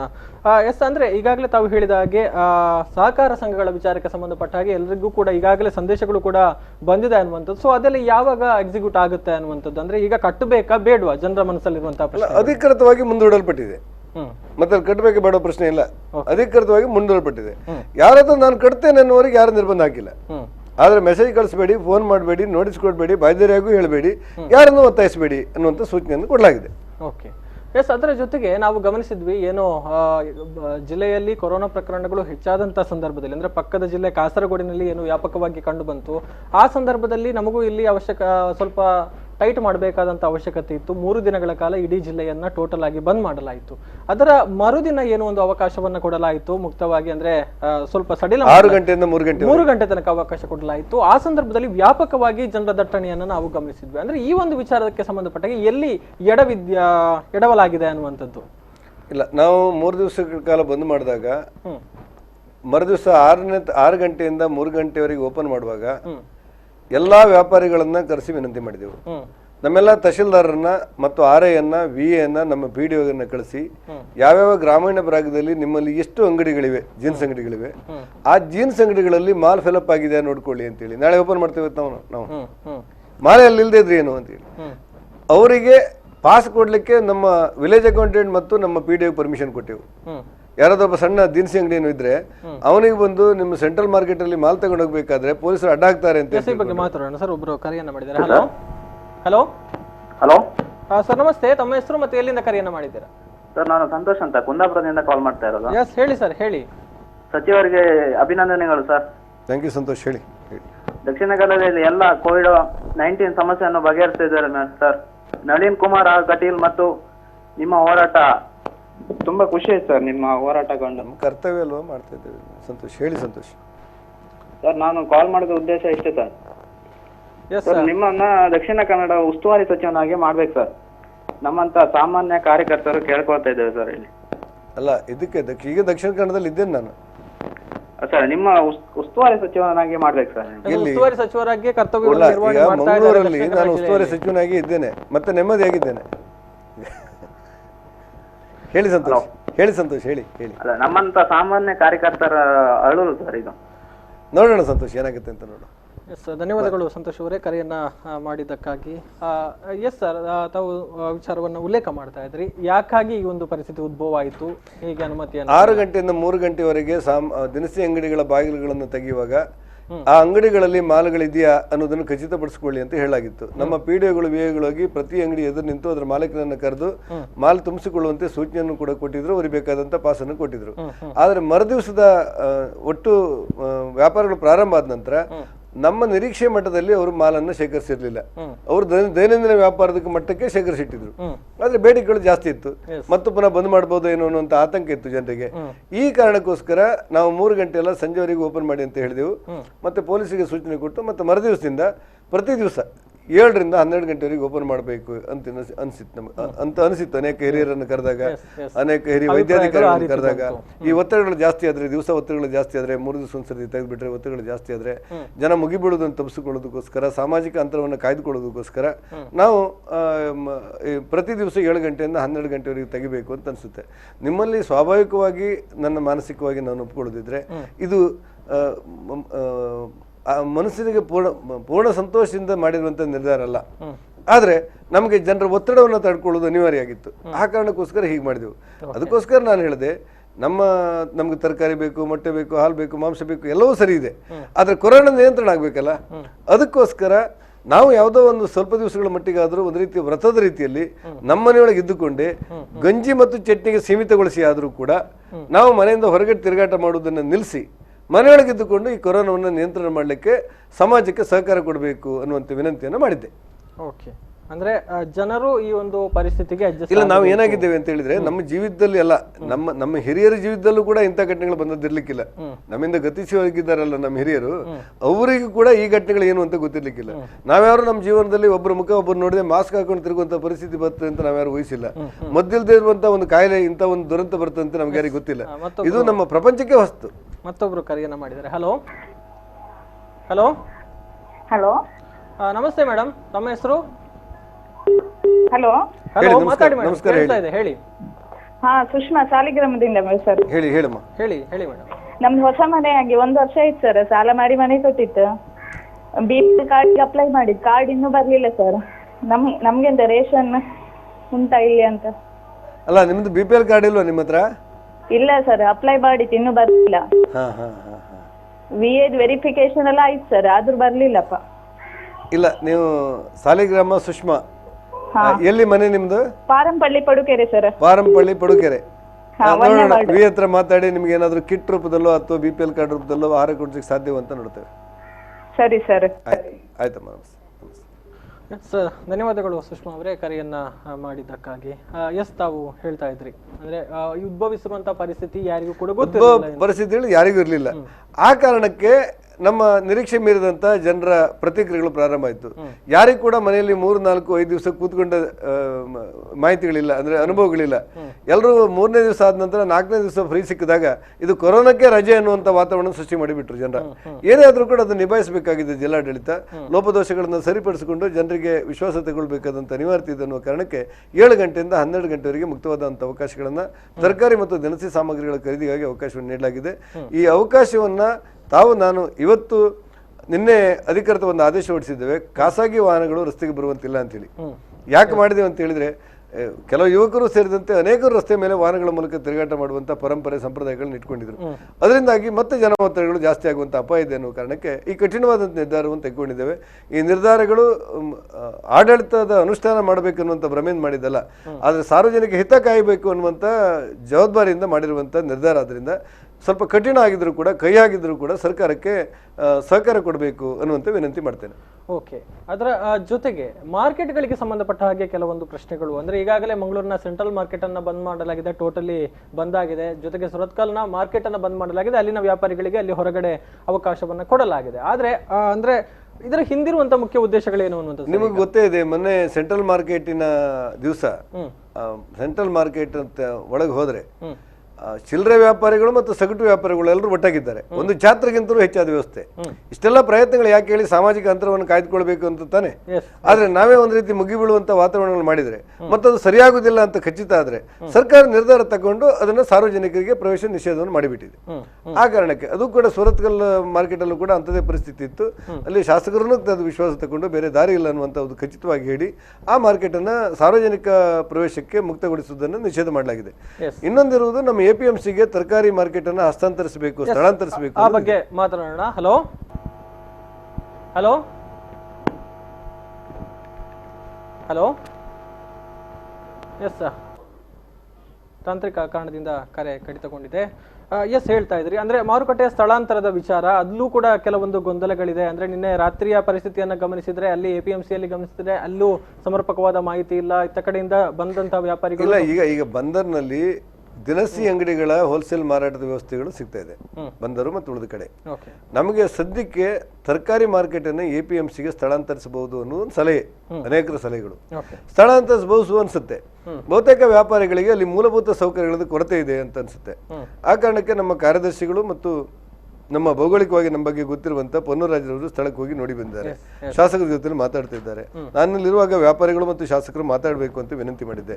ಶಾಸಕರೆಲ್ಲರೂ ವ್ಯಾಪಾರಿಗಳಿಗೆಲ್ಲ ಒಪ್ಕೊಂಡ್ರೆ ಅತ್ಯಂತ ವ್ಯವಸ್ಥಿತವಾಗಿ ಎಪಿಎಂಸಿ ಮಾರುಕಟ್ಟೆಯ ವಿಶಾಲವಾದ ಜಾಗದಲ್ಲಿ ತರಕಾರಿ ವ್ಯಾಪಾರ ಪ್ರಾರಂಭ ಮಾಡ್ತೇವೆ. ಆ ಮೂಲಕ ವ್ಯವಸ್ಥೆಗಳನ್ನು ಮಾಡ್ತೇವೆ. ನಾನು ವಿನಂತಿ ಏನಂತ ಹೇಳಿದ್ರೆ, ಇದೀಗ ತಾತ್ಕಾಲಿಕವಾಗಿ ಮಾಡಿರುವಂತ ಒಂದು ವ್ಯವಸ್ಥೆ, ಇದನ್ನ ನಾವು ಬಹಳ ಕಠಿಣವಾಗಿ ಚರ್ಚೆಗಳನ್ನು ಮಾಡ್ತಾ ಹೋದ್ರೆ ಯಾವ್ದೋ ನಿರ್ಧಾರ ತಗೊಳ್ಬೇಕಲ್ಲ. ಆ ನಿರ್ಧಾರಕ್ಕೋಸ್ಕರ ಸರ್ವರು ಸಹಕಾರ ಕೊಡಿ ಅನ್ನುವಂತ ವಿನಂತಿ ಮಾಡಿದ್ದೆ. ಎಸ್, ಅಂದ್ರೆ ಇದೇ ಒಂದು ವಿಚಾರಕ್ಕೆ ಸಂಬಂಧಪಟ್ಟ ಹಾಗೆ ತಾವು ಹೇಳಿದ್ರೆ ಸಾಮಾಜಿಕ ಅಂತರವನ್ನು ಕಾಯ್ದುಕೊಳ್ಬೇಕು ಅನ್ನುವಂಥದ್ದು. ಅದೇ ಒಂದು ಸನ್ನಿವೇಶವನ್ನ ನಾವೀಗ ಗಮನಿಸಿದ್ರೆ, ಈಗ ಬಿಕರ್ನಗಟ್ಟೆ ಮಾರುಕಟ್ಟೆ ಇದೆ, ಅಲ್ಲಿ ಮಲಿಗಟ್ಟೆ ಮಾರ್ಕೆಟ್ ಇದೆ, ಅಲ್ಲಿ ಎಲ್ಲ ಕಡೆಗಳಲ್ಲೂ ಕೂಡ ಅದೇ ರೀತಿ ಒಂದು ಎಲ್ಲ ಮಾರುಕಟ್ಟೆಗೆ ಇದು ಅನ್ವಯಿಸುತ್ತೆ. ಆದ್ರೆ ಒಂದೇ ಸಾರಿ ಅದನ್ನ ಶಿಫ್ಟ್ ಮಾಡ್ಲಿಕ್ಕೆ ಹೋದ್ರೆ ಮತ್ತೆ ಸಮಸ್ಯೆಗಳು ಬರುತ್ತೆ ಅಂತ ಕಾಯ್ತಿದ್ದೇವೆ. ಏನಾದ್ರೂ ಮಾಡ್ಬೇಕು, ಇದ್ರ ಬಗ್ಗೆ ಯೋಚನೆ ಮಾಡ್ಬೇಕು. ಯೋಚನೆ ಮಾಡ್ತಾ ಇದ್ದೇವೆ, ಅಧಿಕಾರಿಗಳು ಕಳಿಸ್ತಾ ಇದ್ದೇವೆ, ತಂಡವಾಗಿ ಕಳಿಸ್ತಾ ಇರ್ತೇವೆ ಅಧಿಕಾರಿಗಳನ್ನ. ಏನ್ ಮಾಡ್ಬೋದು ಅಂತ ಹೇಳಿ ನಮ್ಮ ಎಲ್ಲರ ಕಲ್ಪನೆ ಇರೋದು ಸಾಮಾಜಿಕ ಅಂತರವನ್ನಾದ್ರೂ ಕಾಯ್ದುಕೊಂಡ್ರೆ ಒಂದಿಷ್ಟಾದ್ರೂ ಸಹಕಾರ ಆಗಬಹುದು ಅಂತ ಹೇಳಿ. ಇವತ್ತು ನಿಜಾಮುದ್ದೀನ್ ಮಸೀದಿಯಲ್ಲಿರುವಂತಹ ಪ್ರಕರಣಗಳನ್ನು ನೋಡಿದಾಗ ಅಲ್ಲಿ ಬಂದಿರುವ ತಮಿಳುನಾಡಿನಲ್ಲಿ ಬಂದಿರುವಂತಹ 75 ಪ್ರಕರಣಗಳಲ್ಲಿ 74 ಪಾಸಿಟಿವ್ ಬಂದಿದೆ. ಹಾಗೆ ನೀವು ಆ ಒತ್ತಡದ ವ್ಯವಸ್ಥೆಗಳ ನಡುವೆ ಒಬ್ಬರಿಗಿದ್ರೆ ಎಲ್ರಿಗೂ ಬರುತ್ತೆ. ಈ ಕಾಯಿಲೆ ಬಗ್ಗೆ ನಾವೆಲ್ಲ ಬೇರೆ ಬೇರೆ ಕಾಯಿಲೆಗಳನ್ನು ನೋಡಿರ್ಬೋದು, ಭೀಕರವಾದಂತಹ ದುರಂತ ನೋಡಿರ್ಬೋದು, ಅನಾಹುತಗಳನ್ನು ನೋಡಿರ್ಬೋದು, ಅಪಘಾತ ನೋಡಿರ್ಬೋದು, ಎದುರ ಸಾವಾಗೋದನ್ನ ನೋಡಿರ್ಬೋದು. ಆದ್ರೆ ಇಂಥ ಘಟನೆಗಳು ನಮ್ಗೆಲ್ಲ ಹೊಸ್ತಿದ್ದು. ಆ ಕಾರಣಕ್ಕೆ ಇದಕ್ಕೇನಾದ್ರೂ ಮದ್ದಿದೆಯಾ ಕೇಳಿದ್ರೆ ಮದ್ದಿಲ್ದಿರುವಂತ ಒಂದು ಕಾಯಿಲೆ ಇದು. ಇದಕ್ಕೆ ಪರಿಹಾರ ಇರೋದು ಸಾಮಾಜಿಕ ಅಂತರವನ್ನು ಕಾಯ್ದುಕೊಳ್ಬೇಕು, ಮನೆಯಲ್ಲಿ ಇದ್ದುಕೊಂಡು ಇದನ್ನು ನಿಯಂತ್ರಣ ಮಾಡಬೇಕು. ಎರಡೇ ಅಂತ ನಮ್ಗೆ ಅನಿಸಿದ್ರೆ ಇದಕ್ಕೇನಾದ್ರೂ ಕ್ರಮ ಕೈಗೊಳ್ಳಬೇಕಲ್ಲ. ಆ ಕಾರಣಕ್ಕೆ ಕಟ್ಟುವ ನಿರ್ಧಾರವನ್ನು ತೆಗೆದುಕೊಳ್ತೇವೆ, ನೀವು ಸಹಕಾರ ಕೊಡಿ ಅಂತೇಳಿ. ಅಂದ್ರೆ ಎಲ್ಲ ಆ ಬಗ್ಗೆ ಈಗ ಪರಿಶೀಲನೆಗಳಾಗ್ತಾ ಇದೆ, ಮಾಡ್ತಾ ಇರ್ತೇವೆ. ಇದರಲ್ಲಿ ವ್ಯಕ್ತಿ ಪ್ರಶ್ನೆ ಇಲ್ಲ, ಆಡಳಿತ ಪ್ರಶ್ನೆ ಇಲ್ಲ, ಅಧಿಕಾರದ ಪ್ರತಿಷ್ಠೆ ಇಲ್ಲ, ವ್ಯವಸ್ಥೆಯನ್ನು ಸರಿ ಮಾಡುವ ಪ್ರತಿಷ್ಠೆ ಬಿಟ್ಟರೆ ಬೇರೆ ಏನೂ ಇಲ್ಲ. ಏನಾದ್ರೂ ಇದ್ರೆ ಹೇಳಿ, ಯಾರಾದ್ರೂ ಹೇಳಿದ್ರೆ ಅದಕ್ಕೋಸ್ಕರ ಪ್ರತಿಷ್ಠೆಗೋಸ್ಕರ ಬದಲಾವಣೆ ಮಾಡೋದಿಲ್ಲ. ಸರಿ ಆಗ್ತದೆ ಅಂತ ಹೇಳಿದ್ರೆ ಈ ತಕ್ಷಣ ನಿರ್ಧಾರ ಕೈಗೊಳ್ಳೋಣ. ಅಂದ್ರೆ ಈ ನಿಟ್ಟಿನಲ್ಲಿ ಒಂದು ಫ್ಲೈಯಿಂಗ್ ಸ್ಕ್ವಾಡ್ ಗಳನ್ನ ಕೂಡ ರಚನೆ ಮಾಡಿರುವಂತದನ್ನ ನೋಡಿದೆ, ಮಾಡ್ತಾ ಇದ್ದೇವೆ. ಈಗ ನಮ್ಮ ಜಿಲ್ಲೆಗೆ ಪೊನ್ನೂರಾಜನ ಯಾಕೆ ಕರ್ಕೊಂಡು ಬಂದೆವು ಅಂತ ಹೇಳಿದ್ರೆ, ನಮ್ಮ MP ಅವರು ಮತ್ತು ನಾನು ಕೂತ್ ಮಾತಾಡಿ ಯಾಕೆ ಮುಖ್ಯಮಂತ್ರಿಗಳ ಹತ್ರ ಮಾತಾಡಿ ಭೌಗೋಳಿಕವಾದ ಸ್ಥಿತಿಗತಿ ಗೊತ್ತಿದೆ, ಒಬ್ಬ ದಕ್ಷ ಅಧಿಕಾರಿ ನಮ್ಮ ಜೊತೆ ಇರ್ಲಿ ಅಂತೇಳಿ, ಇಲ್ಲಿರೋರೆಲ್ಲ ಕೆಲಸ ಮಾಡೋದಿಲ್ಲ ಅಂತೇಳಿ ಎಲ್ಲ, ನಮ್ದು ಜೊತೆ ಒಬ್ಬ ಒಳ್ಳೆ ಅಧಿಕಾರಿ ಇರ್ಲಿ ಅಂತೇಳಿ DC ಅವರು ತಂಡ ಒಳ್ಳೆ ಕೆಲಸಗಳನ್ನು ಮಾಡ್ತಾ ಇದೆ. ರಾಮಚಂದ್ರ ಬಾಯರಿಯನ್ನ ಖಾಲಿ ಇರುವಂತಹ DHO ಹುದ್ದೆಗೆ ಯಾಕೆ ಕರ್ಕೊಂಡು ಬಂದೇವು ಅಂತ ಹೇಳಿದ್ರೆ, ಈ ಭೌಗೋಳಿಕವಾಗಿ ಅವರಿಗೆಲ್ಲ ಗೊತ್ತಿದೆ, ಮತ್ತೊಬ್ಬ ಹಿರಿಯ ಅಧಿಕಾರಿ ಬಹಳ ತೀಕ್ಷ್ಣವಾಗಿ, ವೇಗವಾಗಿ, ಪರಿಣಾಮಕಾರಿಯಾಗಿ ಕೆಲಸ ಮಾಡಬಲ್ಲರು ಅನ್ನೋ ಕಾರಣಕ್ಕೋಸ್ಕರ ಮಾಡಿದ್ದೇವೆ. ಅಲ್ಲೆಲ್ಲ ಸಣ್ಣ ಪುಟ್ಟ ಬದಲಾವಣೆ ಮಾಡಿರ್ಬೋದು, ಅದರಲ್ಲಿ ವ್ಯಕ್ತಿಗತವಾದ ವಿಚಾರಗಳೇನಿಲ್ಲ. ವ್ಯವಸ್ಥೆಯನ್ನು ಸರಿಪಡಿಸಿಕೋಸ್ಕರ ತೆಗೆದುಕೊಂಡಂತ ಅನಿವಾರ್ಯ ಮತ್ತು ಕಠಿಣ ನಿರ್ಧಾರ ಅದು. ಅದರ ಜೊತೆಗೆ ಮತ್ತೊಂದು ಪ್ರಶ್ನೆ ಅಥವಾ ಸಾರ್ವಜನಿಕರಲ್ಲಿ ಕೇಳಿ ಬರ್ತಾ ಇರುವಂತಹ ದೂರು ಅಂತ ಹೇಳಿದ್ರೆ ಈ ಒಂದು ದರಕ್ಕೆ ಸಂಬಂಧಪಟ್ಟ ಹಾಗೆ ಈ ನಡುವೆ ನಾವು ಗಮನಿಸಬಹುದು 2 ದಿನಗಳ ಹಿಂದೆ ದಕ್ಷಿಣ ಕನ್ನಡ ಹಾಗೇನೆ ಉಡುಪಿ ಹಾಪ್ಕಾಮ್ಸ್ ನಿಂದ ಒಂದು ದರ ಪಟ್ಟಿ ಪ್ರಕಟ ಆಗುತ್ತೆ. ಅದರಲ್ಲಿರುವಂತಹ ದರಕ್ಕೂ ಈಗ ಮಾರುಕಟ್ಟೆಯಲ್ಲಿ ಇರುವಂತಹ ದರಕ್ಕೂ ಸ್ವಲ್ಪ ವ್ಯತ್ಯಾಸಗಳನ್ನ ನಾವು ಗಮನಿಸ್ತಾ ಇದ್ದೇವೆ. ಎಸ್, ಅದರ ಬಗ್ಗೆ ಮಾತನ್ನ ಕೇಳ್ತೀನಿ. ಕರೆಯನ್ನ ಮಾಡಿದ್ದಾರೆ. ಹಲೋ ಹಲೋ ಸರ್, ನಮಸ್ತೆ. ನನ್ನ ಹೆಸರು ಗೋಕುಲ್ದಾಸ್ ಭಟ್ ಹೇಳಿ. ಎಸ್, ಹೇಳಿ ಸರ್, ಹೇಳಿ. ನಮ್ಮ ಮಾನ್ಯ ಉಸ್ತುವಾರಿ ಸಚಿವರಿಗೆ ನಾನು ಬಿಜೆಪಿಯ ಕಾರ್ಯಕರ್ತ, ಸಾಮಾನ್ಯ ಕಾರ್ಯಕರ್ತ. ಹೇಳಿ ಬಿಟ್ರೆ. ಈಗ ನಮ್ಗೆ ಫೋನ್ ಬಂತು ಶ್ರೀನಿವಾಸಣ್ಣ ವಾರ್ಡಿಂದ, ಕಿಟ್ ಹಂಚ್ಲಿಕ್ಕೆ ಉಂಟು, ಬನ್ನಿ ಕಾರ್ ಇಟ್ಕೊಂಡು ಬನ್ನಿ, ಅಲ್ಲಿಂದ ಕಿಟ್ ಕೊಂಡು ಹೋಗ್ಬೇಕು ಹೇಳಿ ಸಾಯಿಬಿನ್ ಕಾಂಪ್ಲೆಕ್ಸ್ ಇಂದ. ನಮ್ಮ ಹತ್ರ ಪಾಸ್ ಇಲ್ಲ, ಇದಕ್ಕೆ ಹೇಳಿ ಪಾಸ್ ಕೊಡ್ದಿಲ್ಲಲ್ಲ, ಯಾವಾಗ ಹೇಗೆ ಏನ್ ಮಾಡ್ಬೇಕು ನಾವು? ಇಲ್ಲ, ಈಗ ಪಾಸನ್ನ ಅಲ್ಲಿ ಕೆಲವು ಗುರುತು ಚೀಟಿ ಅಂತ ಹಂಚಿಬಿಟ್ಟಿದ್ದಾರೆ ನಮ್ಮ ಕಮಿಷನರ್ ಅವರು. ಯಾರು ಅದನ್ನ ಆಹಾರ ವಸ್ತುಗಳನ್ನು ತಗೊಂಡು ಹೋಗ್ತಾರೆ ಅವರಿಗೆ ನಿಯಂತ್ರಣಗಳು ಹೇರಿಲ್ಲ. ಹೌದು, ಅವರಿಗೆ ಮಾತ್ರ ಪಾಸ್ ಕೊಟ್ಟಿದ್ದೀರಿ. ನಮ್ಗೆ ಈಗ ಇಂಥದ್ದೇನಾದ್ರೂ ಈಗ ಕಿಟ್ಗಳು ಏನಾದ್ರು ಬಂದ್ರೆ ನಮ್ಗೆ ಮನೆ ಮನೆಗೆ ಹಂಚಬೇಕಾಗ್ತದೆ ಅದನ್ನು. ಆವಾಗ ನಮ್ಗೆ ಇದು ಬೇಕಾಗ್ತದೆ, ಇಲ್ಲಾದ್ರೆ ಯೋಗ್ಯ ಸ್ಥಳದಲ್ಲಿ ಯೋಗ್ಯ ಟೈಮಲ್ಲಿ ಅದು ಸಾಮಾನು ಮುಟ್ಟಲ್ಲ ಹೋಗಿ. ಈಗ ನಿಮ್ದು ಯಾವ ಕ್ಷೇತ್ರ ಬರುತ್ತೆ? ನಮ್ದು ಮಂಡಪುರ. ಈ ಮಂಗಳೂರು ಕ್ಷೇತ್ರ? ಹೌದು, ಮಂಗಳೂರು ಕ್ಷೇತ್ರ. ಅಲ್ಲ, ಈಗ ಒಂದು ಕೆಲಸ ಮಾಡೋಣ, ನಾನು MLA ಅವರಿಗೆ ಇದಾದ ನಂತರ ಮಾತಾಡ್ತೇನೆ ಮತ್ತು ಕಮಿಷನರ್ ಅವ್ರ ಹತ್ರ ಮಾತಾಡ್ತೇನೆ. ನನ್ನ ಅನುಭವಕ್ಕೆ ಬರುವಂತೆ ಕಿಟ್ಗಳು ಮತ್ತು ಆಹಾರ ವಸ್ತುಗಳಿಗೆ ಪೊಲೀಸರು ತಡೆ ಕೊಡ್ಲಿಕ್ಕಿಲ್ಲ ಅಂತ ಅನ್ಸುತ್ತೆ. ಆದರೆ ನಿರ್ದಿಷ್ಟವಾಗಿ ನಿಮ್ಗೆ ಅಧಿಕೃತ ಬೇಕಂತ ಅಂತ ಹೇಳಿದ್ರೆ ಅವ್ರ ಹತ್ರ ಮಾತಾಡಿ ಇದಾದ ನಂತರ ಫೋನ್ ಮಾಡಿ ಮಾತಾಡ್ತೇನೆ.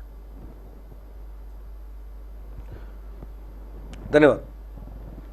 ಎಸ್, ಅವರ ಪ್ರಶ್ನೆಗೆ ಉತ್ತರಗಳು ಸಿಕ್ಕಿತು ಅಂತ ಅಂದ್ಕೊಳ್ತೇವೆ. ಎಸ್, ಅಂದ್ರೆ ಇರುವಂತಹ ಒಂದು ವಿಚಾರ ದರಕ್ಕೆ ಸಂಬಂಧಪಟ್ಟ ಹಾಗೆ, ಅಂದ್ರೆ ಹಾಪ್ಕಾಮ್ಸ್ ಇಂದ ಏನು ದರ ಪ್ರಕಟ ಆಗಿದೆ, ಆದ್ರೆ ಅದಕ್ಕೂ ಅಲ್ಲಿ ಈಗ ಮಾರುಕಟ್ಟೆಗಳಲ್ಲಿ ಮಾರಾಟ ಮಾಡ್ತಾ ಇರುವಂತಹ ದರ, ಯಾಕಂತ ಹೇಳಿದ್ರೆ ಹಾಪ್ಕಾಮ್ಸ್ ನಲ್ಲಿ ಬಂದಿರುವಂತಹ ದರವನ್ನ ಗಮನಿಸಿದ್ರೆ ಅದು ಮನೆಗೆ ಪೂರೈಕೆ ಮಾಡುವಂತಹ ದರ, ಅಂದ್ರೆ ಮನೆಗೆ ಸಪ್ಲೈ ಮಾಡುವಂತಹ ಆ ಒಂದು ಚಾರ್ಜ್ ಅನ್ನು ಕೂಡ ಸೇರಿಸಿ ದರ ಇರುತ್ತೆ. ಆದ್ರೆ ಮಾರುಕಟ್ಟೆಯ ಪರಿಸ್ಥಿತಿಯನ್ನ ಗಮನಿಸಿದ್ರೆ ಅದಕ್ಕಿಂತಲೂ ಹೆಚ್ಚಿನ ದರವನ್ನ ಅಲ್ಲೇ ಮಾರುಕಟ್ಟೆಯಲ್ಲೇ ವಸೂಲಿ ಮಾಡಲಾಗ್ತಾ ಇದೆ ಅನ್ನುವಂಥ. ಸೊ ಇದಕ್ಕೆ ಏನ್ ಹೇಳ್ತೀರಿ? ಈಗ ಮೊನ್ನೆ 100, 150, 200ರಿಂದ 300 ಜನ ಬೇರೆ ಬೇರೆ ಹಂತದಲ್ಲಿ ನಾವು ವ್ಯಾಪಾರಿಗಳನ್ನೆಲ್ಲ ಕರೆದು ಮಾತಾಡಿದೆವು. ಅವಾಗ ಅವರೆಲ್ಲರೂ ಒಂದೇ ಮನಸ್ಸಿಂದ ಹೇಳಿದ್ದಾರೆ, ಏನಂದ್ರೆ ನಾವು ಇದು ಲೋಕಕ್ಕೆ ಬಂದಿರುವಂತ ವಿಪತ್ತಿದು, ನಾವು ಇದಕ್ಕೆ ನಿಮ್ಗೆ ಪೂರ್ಣ ಸಹಕಾರಗಳನ್ನು ಕೊಡ್ತೇವೆ ಅನ್ನುವಂತ ಮಾತು ಹೇಳಿದ್ದಾರೆ ಮತ್ತು ಮಾಡಿದ್ದಾರೆ ಕೂಡ. ಕೆಲವು ಕಡೆಗಳಲ್ಲಿ ಚಿಲ್ಲರೆ ಅಂಗಡಿಗಳಲ್ಲಿ ಇದ್ದಕ್ಕಿದ್ದಂಗೆ ಮೆಣಸಿನ ದರ 2 ಪಟ್ಟಾಗ್ಬಿಟ್ಟಿದೆ. ಅಕ್ಕಿ ದರ 30% ಜಾಸ್ತಿ ಆಗ್ಬಿಟ್ಟಿದೆ. 100 ರೂಪಾಯಿ 500 ರೂಪಾಯಿ ಸಿಗುವಂತ ಸಾಮಗ್ರಿಗಳು ಇಂತಿಂತದ್ದು ಬರ್ತದೆ ಅಂತ ಒಬ್ಬ ಗ್ರಾಹಕ ತಗೊಂಡು ಹೋದ್ರೆ ಅಲ್ಲಿ 700 ರೂಪಾಯಿ ಆಗಿಬಿಟ್ಟಿದೆ. ಇದು ಎಲ್ಲರೂ ಕಾರಣರಲ್ಲದೆ ಇದ್ರು ಕೂಡ ಕೆಲವು ಕಾರಣರದ್ದು ಹೌದು. ಅದಕ್ಕೋಸ್ಕರ ಎಲ್ಲರನ್ನೂ ಕರೆದು ನಮ್ಮ ತಹಶೀಲ್ದಾರ್ ಮೂಲಕ, ನಮ್ಮ RI ಮೂಲಕ ಮತ್ತು ನಮ್ಮ PDOಗಳ ಮೂಲಕ ಯಾವ್ಯಾವ ಚಿಲ್ಲರೆ ಅಂಗಡಿ ಇದೆ ಅವರಿಗೆಲ್ಲವೂ ಸೂಚನೆ ಕೊಟ್ಟಿದ್ದೇವೆ ಇವತ್ತು ಮತ್ತು ನಿನ್ನೆ. ನೀವು ದರವನ್ನು ಏಕಾಏಕಿ ಜಾಸ್ತಿ ಮಾಡೋದ್ರಿಂದ ಸಮಸ್ಯೆಗಳಾಗುತ್ತೆ ಅಂತೇಳಿ. ಜಿಲ್ಲಾಡಳಿತ ಸುಮ್ಮನೆ ಕೂತ್ಕೊಂಡಿಲ್ಲ, ದರದ ಪಟ್ಟಿಯನ್ನು ಮಾಡಿಬಿಟ್ಟಿದೆ. ಈಗಲೇ ಇಂಥ ಸಾಮಗ್ರಿಗೆ ಇದೇ ದರ ಅಂತೇಳಿ ಮಾಡಿಬಿಟ್ಟಿದ್ದೇವೆ. ಆದರೆ ಬಹಳ ಸಹಕಾರ ಕೊಡ್ತಾ ಇರುವಂಥ ವ್ಯಾಪಾರಿಗಳ ಜೊತೆಯಲ್ಲಿ ಸಂಘರ್ಷಗಳು ಬೇಡ ಅನ್ನುವ ಕಾರಣಕ್ಕೋಸ್ಕರ ಅವರಿಗೊಂದು ಸರ್ತಿ ಸಲಹೆಗಳನ್ನು ಸೂಚನೆಗಳನ್ನು ಕೊಡುವಂಥ ಪರಿಪಾಠಗಳು ನಡೀತಾ ಇದೆ. ಅನಿವಾರ್ಯ ಆದರೆ ದರದ ಪಟ್ಟಿಯನ್ನು ಪ್ರಕಟಿಸಿ ಬಿಡ್ತೇವೆ. ಅದು ಎಲ್ಲಾಗಿದೆ ಅಂತ ಸಮಸ್ಯೆಗಳಿರುವುದು.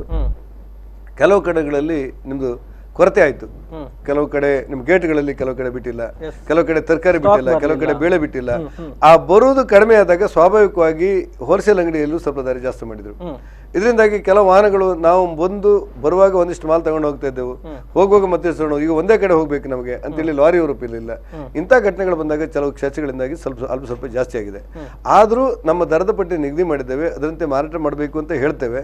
ಇದ್ರ ಮಧ್ಯದಲ್ಲಿ ನಾವು ಕೊಟ್ಟಿರುವಂತಹ ದರದ ಪಟ್ಟಿಗೆ ಅವನ ಮಾಲೆ ಬಂದಿರದೇ ಇದ್ರೆ ಕಷ್ಟ ಅನ್ನುವ ಕಾರಣಕ್ಕೆ ಒಂದು ವಿನಾಯಿತಿಯನ್ನು ಕೊಡಲಾಗಿದೆ. ಈ ಹೇಳುವುದನ್ನೆಲ್ಲ ಇವತ್ತು ಹೇಳಿದ್ದೇವೆ. ನಾಳೆ ನಾಡ್ದೊಳಗೆ ಇದು ಸರಿಪಡಿಸ್ತಾ ಇದ್ರೆ ಸರ್ಕಾರದ ವತಿಯಿಂದ, ಜಿಲ್ಲಾಡಳಿತ ವತಿಯಿಂದ ದರದ ಪಟ್ಟಿಯನ್ನು ಪ್ರಕಟಿಸಿ ಬಿಡ್ತೇವೆ. ಎಸ್, ಮತ್ತೊಬ್ರು ಕರೆಯನ್ನ ಮಾಡಿದ್ದಾರೆ. ಹಲೋ ಹಲೋ ಹಲೋ ಸರ್, ನಮಸ್ತೆ. ನಮಸ್ತೆ ಸರ್. ತಮ್ಮ ಹೆಸರು ಮತ್ತೆ ಕರೆಯನ್ನ ಮಾಡ್ತಾ ಇರುವಂತದ್ದು ಎಲ್ಲಿಂದ? ನಾನು ಮಹೇಶ್ ಅಂತ, ಮಂಗಳೂರು ಉರುಸ್ಟೋರ್ ಮಾರ್ಕೆಟ್ ಇಂದ ಮಾತಾಡೋದು ಸರ್. ಹೇಳಿ.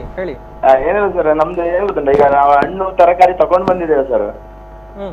ನಾವು ವ್ಯಾಪಾರ ಮಾಡೋರು ಆ ಮಾರ್ಕೆಟ್ಗೆ ಹೋಗಿ 500 ತರಕಾರಿ ಸಿಕ್ಕಿದೆ, ಏನೇನು ಸಿಗ್ತದೆ ಅಂತ ತಗೊಂಡ್ ಬಂದಿದ್ದೇವೆ. ತಗೊಂಡು ಬಂದು ಮಾರ್ಕೆಟ್ಗೆ ಹಾಕೊಂಡಿದ್ದೇವೆ. ಈಗ ವೆಹಿಕಲ್ಗಳು ಏನು ಬಿಡೋದು, ವೆಹಿಕಲ್ ಹೊರಗಡೆ ತಿರುಗಬೇಡಿ ಅಂತ ಹೇಳಿದ್ಮೇಲೆ ಜನಸಾಮಾನ್ಯರು ಹತ್ರ ಒಂದು 5-6 ಸ್ವಲ್ಪ ಜನ ಬರ್ತಾರೆ, ಮತ್ತೆ ಐಟಮ್ ಎಲ್ಲ ಹಾಗೆ ಒಳಗಡೆ ಬಂದ್ ಮಾಡಿ ಇಡ್ಬೇಕು. ಈಗ ಮಹೇಶ್ರೇ, ನೀವು ಹೇಳೋದು ಸರಿ ಇದೆ.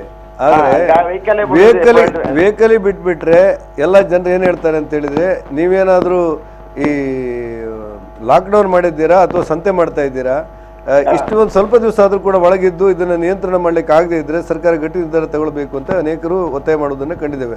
ಅದರಲ್ಲಿ ನಿಮ್ಮಂಥ ಯುವಕರು ಕೂಡ ಮಾಡಿರ್ತಾರೆ. ಈಗ ವೆಹಿಕಲ್ ಬಿಟ್ಟರೆ ವೆಹಿಕಲ್ ಅವರು ಇಡೀ ಹೊಸ ಕೆಲವು ಯುವಕರು ಊರು ತುಂಬ ತಿರುಗಾಟ ಮಾಡುವಂಥ ಒಂದು, ಯಾಕಂದ್ರೆ ಅವ್ರಿಗೆ ಮನೇಲಿ ಇದ್ದಿದ್ದು ಸಾಕಾಗಿಬಿಟ್ಟಿದೆ ಅಂತ ಅನಿಸುವಂಥ ವಾತಾವರಣಗಳಿದೆ.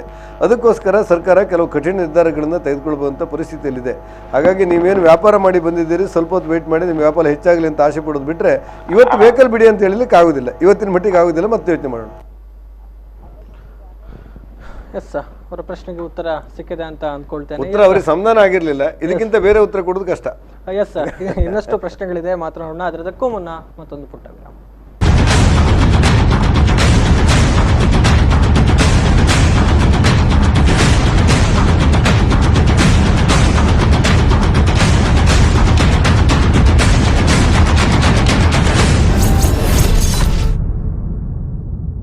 ಇತ್ತೀಚಿನ ದಿನಗಳಲ್ಲಿ ಗರ್ಭಕೋಶ, ಸ್ತನ, ಬಾಯಿ ಕ್ಯಾನ್ಸರ್ಗಳು ಅತೀವ ಪ್ರಮಾಣದಲ್ಲಿ ಕಂಡುಬರುತ್ತಿವೆ. ಗರ್ಭಕೋಶದ ಕ್ಯಾನ್ಸರ್ ತಡೆಗಟ್ಟಲು 21ರಿಂದ 65 ವರ್ಷ ವಯಸ್ಸಿನ ಎಲ್ಲ ಮದುವೆಯಾದ ಮಹಿಳೆಯರು ಪ್ರತಿ 3 ವರ್ಷಕ್ಕೊಮ್ಮೆ ಪ್ಯಾಪ್ ಟೆಸ್ಟ್ ಮಾಡಿಸಿಕೊಳ್ಳಬೇಕು.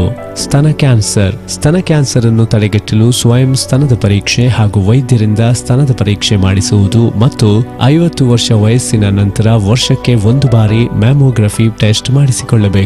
ಬಾಯಿಯ ಕ್ಯಾನ್ಸರ್, ಧೂಮಪಾನ ಮತ್ತು ತಂಬಾಕು ಜಿಗಿಯುವುದು ಈ ಕ್ಯಾನ್ಸರ್ಗೆ ಕಾರಣ. ಬೇಗನೆ ಪತ್ತೆ ಹಚ್ಚುವುದರಿಂದ ಯಶಸ್ವಿ ಚಿಕಿತ್ಸೆಗೆ ಉತ್ತಮ ಅವಕಾಶವಿದೆ. ಹೆಚ್ಚಿನ ಮಾಹಿತಿಗಾಗಿ ಹತ್ತಿರದ ಆರೋಗ್ಯ ಕೇಂದ್ರವನ್ನು ಸಂಪರ್ಕಿಸಿ. ಪ್ರಕಟಣೆ ಜಿಲ್ಲಾ ಎನ್ಸಿಡಿ ಕೋಶ, ಆರೋಗ್ಯ ಮತ್ತು ಕುಟುಂಬ ಕಲ್ಯಾಣ ಇಲಾಖೆ, ದಕ್ಷಿಣ ಕನ್ನಡ ಜಿಲ್ಲೆ, ಮಂಗಳೂರು. ರಕ್ತದಲ್ಲಿ ಸಕ್ಕರೆಯ ಅಂಶ ಹೆಚ್ಚಾಗುವ ಸ್ಥಿತಿಯೇ ಸಕ್ಕರೆ ಕಾಯಿಲೆ ಅಥವಾ ಡಯಾಬಿಟಿಸ್. ಸಕ್ಕರೆ ಕಾಯಿಲೆಯ ರೋಗಲಕ್ಷಣಗಳು: ಒಣಗಿದ ಬಾಯಿ, ವಿಪರೀತ ಬಾಯಾರಿಕೆ, ಪದೇ ಪದೇ ಮೂತ್ರ ವಿಸರ್ಜನೆ, ಅರೆನಿದ್ರಾವಸ್ಥೆ, ಆಯಾಸ, ಬೆವರುವುದು, ತಲೆನೋವು, ಹಸಿವು, ತಲೆ ತಿರುಗುವುದು, ದೇಹದಲ್ಲಿ ನಡುಕ ಇವೆಲ್ಲವೂ ಸಕ್ಕರೆ ಕಾಯಿಲೆಯ ಲಕ್ಷಣಗಳು. ಈ ಲಕ್ಷಣಗಳು ಕಂಡುಬಂದರೆ ಕೂಡಲೇ ಹತ್ತಿರದ ಆಸ್ಪತ್ರೆಗೆ ಭೇಟಿ ನೀಡಿ ಚಿಕಿತ್ಸೆ ಪಡೆದುಕೊಳ್ಳಿ. ಸಕ್ಕರೆ ಕಾಯಿಲೆಯನ್ನು ನಿಯಂತ್ರಣ ಮಾಡುವ ವಿಧಾನ: 30 ವರ್ಷ ವಯಸ್ಸಿನ ನಂತರ ವರ್ಷಕ್ಕೊಮ್ಮೆ ರಕ್ತ ಪರೀಕ್ಷೆ ಮಾಡಿಸಿ. ಸಿಹಿ ತಿಂಡಿಗಳನ್ನು ತಿನ್ನುವುದು ಕಡಿಮೆ ಮಾಡಿರಿ ಮತ್ತು ಹಣ್ಣು ತರಕಾರಿಗಳನ್ನು ಹೆಚ್ಚು ಸೇವಿಸಿ. ನಿಯಮಿತ ವ್ಯಾಯಾಮ, ದೈಹಿಕ ಚಟುವಟಿಕೆಗಳನ್ನು ಮಾಡಿ. ಕಾಲಕಾಲಕ್ಕೆ ವೈದ್ಯರಲ್ಲಿ ತಪಾಸಣೆ ಮಾಡಿಸಿ ಮತ್ತು ಅವರ ಸಲಹೆಯಂತೆ ಮುಂಜಾಗ್ರತೆಯನ್ನು ವಹಿಸಿ. ಪ್ರಕಟಣೆ ಜಿಲ್ಲಾ ಎನ್ಸಿಡಿ ಕೋಶ, ಆರೋಗ್ಯ ಮತ್ತು ಕುಟುಂಬ ಕಲ್ಯಾಣ ಇಲಾಖೆ, ದಕ್ಷಿಣ ಕನ್ನಡ ಜಿಲ್ಲೆ, ಮಂಗಳೂರು.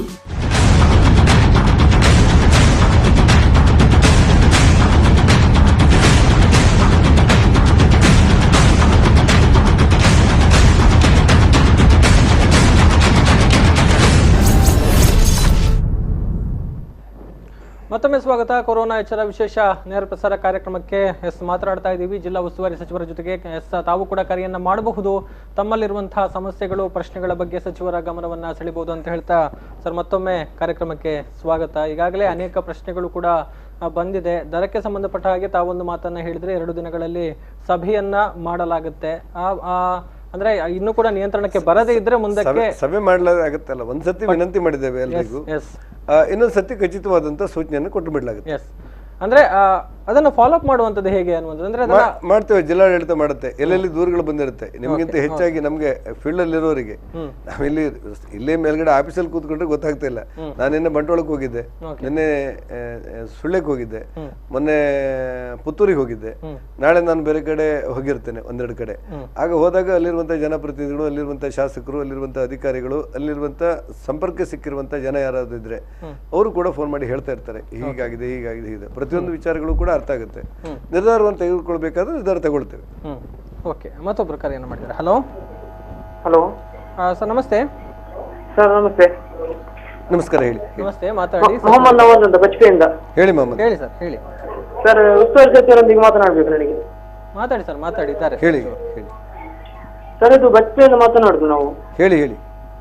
ಒಂದೇ ಒಂದು ಕ್ಲಿನಿಕ್ ಓಪನ್ ಆಗ್ತಾ ಇಲ್ಲ ಸರ್ ಬಜ್ಪೆಯಲ್ಲಿ. ಇವತ್ತು ನಾವು ಒಂದು ಮಗುವಿಗೆ ಜ್ವರ ಬಂದಾಗ ಕ್ಲಿನಿಕ್ಗೆ ಫೋನ್ ಮಾಡಿದಾಗ ಏಪ್ರಿಲ್ 14 ನಂತರ ಬರ್ತೇನೆ ಅಂತ ಹೇಳ್ತಿದ್ದಾರೆ ಡಾಕ್ಟರ್ನವರು. ಇವರು ಜನರಿಗೆ ಕೆಲಸ ಮಾಡಲಿಲ್ಲ, ಅವರ ಎದುರಿಗೆ ಮನೆಯಲ್ಲಿ ಕೂತ್ಕೊಳ್ಳೋದು. ಈಗ ನಾವು ಲಾಸ್ಟಿಗೆ ಜಿಲ್ಲಾಧಿಕಾರಿಯಿಂದ ಪಾಸ್ ತೆಗೆದು ಮಂಗಳೂರಿಗೆ ಹೋಗ್ಬೇಕಾಗಿತ್ತು. ಹೌದು, ನೀವು ಹೇಳಿ. ಯಾವುದು ಕ್ಲಿನಿಕ್ ಓಪನ್ ಮಾಡ್ತಿಲ್ಲ ಡಾಕ್ಟರ್ನವರು. ಬಾಕಿದಾಗ ಅವರ ಹಣಕ್ಕಾಗಿ ಇಲ್ಲಿ ಬರೋದಿಲ್ಲ. ಈಗ ನಮ್ಗೆ ಬೇಕಲ್ಲ ಅವರು. ಮೊಹಮ್ಮದ್ರೆ ನೀವು ಹೇಳೋದು ಸರಿ ಇದೆ. ಎಲ್ಲಾ ಕ್ಲಿನಿಕ್ಕು ತುರ್ತು ಅವಶ್ಯಕತೆಗಳಲ್ಲಿ ಡಾಕ್ಟ್ರು ಮತ್ತು ಕ್ಲಿನಿಕ್ಗಳು ತೆರೆದಿಡಬೇಕು ಅನ್ನುವಂಥ ಸೂಚನೆ ಇದೆ, ಮೆಡಿಕಲ್ ಶಾಪ್ ಸಹಿತ. ಆದರೆ ಕೆಲವು ಡಾಕ್ಟ್ರು, ಖಾಸಗಿ ವೈದ್ಯರು ಕೆಲವರು ಏನು ಮಾಡಿದ್ದಾರೆ ಅಂತ ಹೇಳಿದರೆ, ನಮಗೊಂದು 10-20-30 ಜನ ನಾವು ಬಾಲ್ ತೆಗೆದ ತಕ್ಷಣ ಬರ್ತಾರೆ, ಎಲ್ಲ ಒಟ್ಟಿಗೆ ಕೂತ್ಕೊಡ್ತಾರೆ. ಹೆಚ್ಚಾಗಿ ಜ್ವರ ಕೆಮ್ಮದವ್ರು, ನಮ್ದು ಕ್ಲಿನಿಕ್ ಆದ್ರಿಂದ ಜ್ವರ ಕೆಮ್ಮು ಕಬ್ಬದವರೇ ನಮ್ಮ ಹತ್ರ ಬರೋದು. ಅವರದ್ದು ಇದ್ರೆ ಏನಾದ್ರು ಸೂಚನೆಗಳಿದ್ರೆ ನಾವು ಅವರಿಗೆಲ್ಲ ಹಬ್ಬಿ ಬಿಟ್ಟಾಗ ಆಗ್ತದೆ ಎನ್ನುವ ಕಾರಣಕ್ಕೆ ನಾವು ಬಂದ್ ಮಾಡಿದ್ದೇವೆ ಅಂತ ಹೇಳ್ತಾರೆ. ಆದರೂ ಕೂಡ ಅವ್ರನ್ನ ಸ್ವಲ್ಪ ಮನವೊಲಿಸಿ, ನೀವು ನಿಮ್ಮ ಕ್ಲಿನಿಕನ್ನು ನೀವು ತೆರಿಬೇಕು, ಇಲ್ಲದಿದ್ರೆ ಸಣ್ಣ ಪುಟ್ಟ ಕಾಯಿಲೆ ಇದ್ದವರಿಗೆ, ಸಣ್ಣ ಪುಟ್ಟ ಮಾತ್ರೆ ತಗೊಳ್ಳೋರಿಗೆ, ಇಂಜೆಕ್ಷನ್ ಕಷ್ಟ ಆಗುತ್ತೆ ಅನ್ನುವಂಥ ಮಾತುಗಳನ್ನು ಹೇಳಿದ್ದೇವೆ. ಅದಕ್ಕೆ ಪಕ್ಕದಲ್ಲಿರುವ PSC ಬೇಕಾದ್ರೆ ನಾವು ಬಂದು ಕೂತ್ಕೊಳ್ತೇವೆ ಅಂತ ಕೆಲವು ಡಾಕ್ಟರ್ ಇವತ್ತು ಫೋನ್ ಮಾಡಿದ್ದಾರೆ. ಏನೇ ಆಗಿದ್ರು ಕೂಡ ಇವತ್ತು ಸಂಜೆ ಒಳಗೆ ಜಿಲ್ಲಾಧಿಕಾರಿಯವ್ರ ಜೊತೆ ಮಾತಾಡಿ, ನಮ್ಮ DHO ಜೊತೆ ಮಾತಾಡಿ, ಎಲ್ಲ ವೈದ್ಯರು ಕೂಡ ಅವರವರ ಕ್ಲಿನಿಕ್ನಲ್ಲಿ ಕನಿಷ್ಠ ಸೇವೆ ಆದರೂ ಮಾಡಬೇಕು ಅನ್ನುವಂಥ ವ್ಯವಸ್ಥೆಯನ್ನು ತರ್ತೇವೆ. ನೀವು ಹೇಳಿದ ಸರಿ. ಎಸ್, ಅಂದ್ರೆ ಮುಖ್ಯವಾಗಿ ಅದೇ ಪ್ರಶ್ನೆಗಳು ಕೂಡ ಇರುವಂಥದ್ದು. ಅಂದ್ರೆ ಗ್ರಾಮೀಣ ಭಾಗದಲ್ಲಿ, ನಗರ ಪ್ರದೇಶದಲ್ಲಿ ಏನಾದರೂ ಸಣ್ಣ ಪುಟ್ಟ ವ್ಯವಸ್ಥೆಗಳನ್ನು ಮಾಡ್ಕೊಳ್ಬಹುದು. ಗ್ರಾಮೀಣ ಭಾಗದಲ್ಲಿ ಅನೇಕ ಕಡೆ ಅವ್ರದ್ದು ವೈದ್ಯಾಧಿಕಾರಿಗಳು ಹೇಳಿರುವಂತ ಒಂದು ಮಾತು ಚರ್ಚೆಯಲ್ಲಿದೆ. ಏನಂತ ಹೇಳಿದ್ರೆ, ನಮ್ಮಲ್ಲಿ ಒಂದು 10-20 ಜನ ಪೇಷಂಟ್ ಬರ್ತಾರೆ, ಕಿವಿ ನೋವು, ಕಣ್ಣು ನೋವು ಎಲ್ಲರೂ ಬರ್ತಾರೆ, ಶೀತ ನೆಗಡಿ ಇರುವವರು ಬರ್ತಾರೆ, ಮಾಮೂಲಿ ಬರೋರು ಬರ್ತಾರೆ. ಆದ್ರೆ ಅವರಿಗೆ ಕೊರೋನಾ ಚಾರ ಇದೆಯಾ ಅನ್ನೋದು ನಾವು ಖಚಿತಪಡಿಸ್ಕೊಳ್ಳೋದ್ರೊಳಗೆ ಅವ್ರು 12 ಜನರ ಮಧ್ಯೆ ಕೂತ್ಕೊಂಡು ಬಿಡ್ತಾರೆ. ಹಾಗಾಗಿ ನಮ್ಮಲ್ಲೇನೋ ಸಣ್ಣ ಸಣ್ಣ ಕ್ಲಿನಿಕ್ ಆದ್ರಿಂದ ಜನ ಒಟ್ಟೊಟ್ಟಿಗೆ ಕೂತ್ಕೊಳ್ಳೋದು ಇರೋದ್ರಿಂದ ನಾವಲ್ಲಿ ಅಂತರ ಕಾಯ್ದುಕೊಳ್ಳಿ ಅಂತ ಹೇಳೋದೆಲ್ಲ ಸುಲಭ ಅಲ್ಲ. ಅದಕ್ಕೋಸ್ಕರ ನಾವು ಸ್ವಲ್ಪ ದೂರ ಇದ್ದೇವೆ ಅಂತ ಹೇಳಿದ್ರೆ, ಅದು ನೀವು ಸರಿಯಲ್ಲ, ದಯವಿಟ್ಟು ನೀವು ಮಾಡಬೇಕು ಅಂತ ಹೇಳಿದ್ದೇವೆ. ಡಾಕ್ಟರ್ ತುಂಬಾ ಮಾಡಬೇಕು. ಅದನ್ನ ಪರ್ಯಾಯ ವ್ಯವಸ್ಥೆಗಳಿರೋದು ಅವರೇ ಹೇಳುವಂತ ಸಲಹೆ ಪ್ರಕಾರ ನಾವು PSC ಅಲ್ಲಿ ಕೂತ್ಕೊಳ್ತೇವೆ ಅಂತ ಹೇಳ್ತಾರೆ ಅವರು. ಆದ್ರೆ PSC ಎಲ್ಲ ಕಡೆ ಇಲ್ಲ, ಒಂದೊಂದು ಗ್ರಾಮದಲ್ಲಿ 2 ಗ್ರಾಮದಲ್ಲಿ ಇಲ್ಲಿ ಇದೆ. ಅದಕ್ಕೋಸ್ಕರ ಏನಾದ್ರೂ ಒಂದು ಯೋಚನೆ ಮಾಡಿ ಇವತ್ತು DHO ಜೊತೆ ಮತ್ತು DC ಜೊತೆ ಮಾತಾಡಿ ಅವರ ಕ್ಲಿನಿಕ್ ಅಲ್ಲೇ ಕನಿಷ್ಠ ದೂರವನ್ನು, ಅಂತರವನ್ನು ಕಾಯ್ದುಕೊಂಡು ಅವ್ರ ಔಷಧಿ ಕೊಡಬಹುದಾ ಅಂತ ಯೋಚನೆ ಮಾಡ್ತೇವೆ. ಎಸ್ ಸರ್, ಮತ್ತೊಬ್ರು ಕರೆಯನ್ನ ಮಾಡಿದ್ದಾರೆ. ಹಲೋ ಹಲೋ ಸರ್, ನಮಸ್ತೆ. ತಮ್ಮ ಹೆಸರು ಮತ್ತೆ ಎಲ್ಲಿಂದ ಕಾಲ್ ಮಾಡ್ತಿದ್ದೀರಾ? ಹೇಳಿ ಸರ್, ಹೇಳಿ. ನಾನು ಶಿವಪ್ರಸಾದ್ ಅಂತ ಹೇಳಿ. ನೀವು ಪ್ರೈವೇಟ್ ಮೆಡಿಕಲ್ ಶಾಪ್ ಅನ್ನು ಓಪನ್ ಮಾಡ್ತಾ ಇದ್ದೀರಾ, ಗವರ್ಮೆಂಟ್ ಮೆಡಿಕಲ್ ಶಾಪ್ ಅನ್ನು ಯಾಕೆ 1 ವಾರದಿಂದ ಬಂದ್ ಮಾಡಿದ್ರೆ? ನಮ್ಮ BPL ಕಾರ್ಡ್ ಹೋಲ್ಡರ್ಸ್ ಎಲ್ಲ ಗವರ್ಮೆಂಟ್ ಮೆಡಿಕಲ್ ಶಾಪ್ ಇಂದ ಮದ್ದನ್ನು ತಗೊಳ್ತಾ ಇದ್ದೇವೆ. ಅಂದ್ರೆ ಜನೌಷಧಿಯ ನೀವು ಕೇಳ್ತಾ ಇರೋ ಜನೌಷಧಿಯ? ಹೌದು, ಅದು 1 ವಾರದಿಂದ ಕ್ಲೋಸ್. ಎಲ್ಲಿ ಕ್ಲೋಸ್ ಆಗಿದೆ? ಪ್ರೈವೇಟಿಗೂ ಗವರ್ಮೆಂಟ್ ಮೆಡಿಕಲ್ ಶಾಪಿಗೂ ರೇಟ್ ಇದು ಎಷ್ಟು ತುಂಬಾ ಇದೆ. ಅಲ್ಲ, ಜನೌಷಧ ಇಲ್ಲದವರು ಗವರ್ಮೆಂಟ್ ಮೆಡಿಕಲ್ ಶಾಪ್ ಇಂದ ಮದ್ದನ್ನು ತಗೊಳ್ತಾ ಇದ್ದೇವೆ. ಅಲ್ಲ, ಜನೌಷಧ ಕೇಂದ್ರ ಎಲ್ಲಿ ಬಂದಾಗಿದೆ ಹೇಳಿ? ಲೇಡಿ ಕುಶನ್ ಇದು ಮತ್ತೆ ವೆನ್ಲಾಕ್ ಇದು ಬಂದಾಗಿದೆ. ಲೇಡಿ ಗೋಶನ್ ಮತ್ತು ವೆನ್ಲಾಕ್ ಆಸ್ಪತ್ರೆ ಇವತ್ತು ಕೊರೋನಾ ಆಸ್ಪತ್ರೆ ಅಪೋಸಿಟ್ ಉಂಟಲ್ಲ ಜನರಿಗೆ, ಅದು ಕೂಡ 1 ವಾರದಿಂದ ಬಂದಾಗಿದೆ. ಎದುರುಗಡೆ ಇರುದಾ? ಹೌದು. ಸರಿ. ವೆನ್ಲಾಕ್ ಮತ್ತು ಲೇಡಿ ಗೋಶನ್ ಅಲ್ಲಿರುವಂತಹ ಜನೌಷಧ ಕೇಂದ್ರ ಪ್ರೈವೇಟ್ ಶಾಪ್ ಅಲ್ಲಿ ಸಿಗ್ತದೆ 125 ರೂಪಾಯಿ ಬರ್ತದೆ ಒಂದು ಮೆಡಿಕಲ್ ಶಾಪ್ ಅಲ್ಲಿ. ಇಲ್ಲ, ಸರಿ ಇದೆ, ಸರಿ. ನೀವು ಹೇಳೋ ಸರಿ ಇದೆ. ಅದನ್ನ ಇವತ್ತು ಏನಾಗಿದೆ ಅಂತ ನೋಡಿ ಓಪನ್ ಮಾಡ್ಲಿಕ್ಕೆ ಹೇಳ್ತೇವೆ. ಎಸ್, ಉತ್ತರ ಸಿಕ್ಕಿತು ಅಂತ ಅಂದ್ಕೊಳ್ತೇವೆ. ಅಂದ್ರೆ ಮುಖ್ಯವಾಗಿ ಆ ಒಂದು ವಿಚಾರವನ್ನು ಕೂಡ ನಾವು ನೋಡಬಹುದು. ಈಗ ಈ ದಿಢೀರಾಗಿ ಕೆಲವು ಕಡೆಗಳಲ್ಲಿ ಔಷಧದ ಕೊರತೆ ಇರುವ ಹಿನ್ನೆಲೆಯಲ್ಲಿ ನಾವು ಹಿರಿಯ ಆರೋಗ್ಯ ಅಧಿಕಾರಿಗಳ ಜೊತೆ, ನಮ್ಮ ಆರೋಗ್ಯ ಇಲಾಖೆ ಜೊತೆ, ಆರೋಗ್ಯ ಮಂತ್ರಿಗಳ ಜೊತೆ ಎಲ್ಲ ಮಾತಾಡಿ ಎಲ್ಲೆಲ್ಲದು ಕಡಿವಾಣ ಬಿದ್ದಿದ್ದು ಅದೆಲ್ಲ ಸರ್ವೈಸ್ ಮಾಡಬೇಕು ಅಂತ ಹೇಳಿದ್ದೇವೆ. ಆದ್ರೂ ಕೂಡ ಇವರು ಹೇಳ್ತಾ ಇರೋದು ವೆನ್ಲಾಕ್ ಆಸ್ಪತ್ರೆ ಈಗ ಕೊರೋನಾ ಆಸ್ಪತ್ರೆ ಆಗಿ ಪರಿವರ್ತನೆ ಆದ್ರಿಂದ ಅದು ಜನರಲ್ ಔಷಧಿ ಕೇಂದ್ರವನ್ನು ಯಾಕೆ ಬಂದ್ ಮಾಡಿದ್ದಾರೋ, ಜನೌಷಧಿ ಕೇಂದ್ರ ಯಾಕೆ ಬಂದ್ ಮಾಡಿದಾರೋ ಗೊತ್ತಿಲ್ಲ. ಮತ್ತೊಂದು ಲೇಡಿ ಗೋಶನ್, ಇವೆರಡು ಚೆಕ್ ಮಾಡಿ ಅದನ್ನ ಪುನಃ ಓಪನ್ ಮಾಡುವಂತ ವ್ಯವಸ್ಥೆ ಮಾಡ್ತೇವೆ.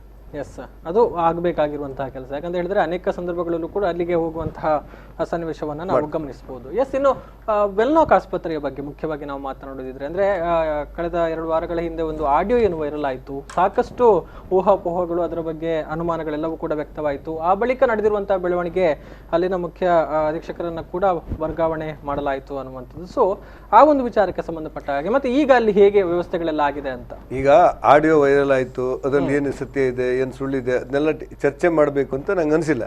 ಆದ್ರೂ ಯಾವುದೇ ಪ್ರಜಾಪ್ರಭುತ್ವದಲ್ಲಿ ಯಾವುದೋ ಒಂದು ವಿಷಯಗಳು ಮನ್ನಣೆ ಆದಾಗ, ಅದು ಆಡಿಯೋ ರೂಪದಲ್ಲಿ ಇರ್ಬೋದು, ವಿಡಿಯೋ ರೂಪದಲ್ಲಿ ಇರ್ಬೋದು, ಏನೇ ಆಗಿರ್ಬೋದು, ಅದು ತಪ್ಪಾಗಿದ್ರೆ, ತಪ್ಪುದೊಂದೇಶ ಇದ್ರೆ ತನಿಖೆ ಮಾಡುವಂತ ಅಧಿಕಾರ ಸರ್ಕಾರಕ್ಕಿದೆ.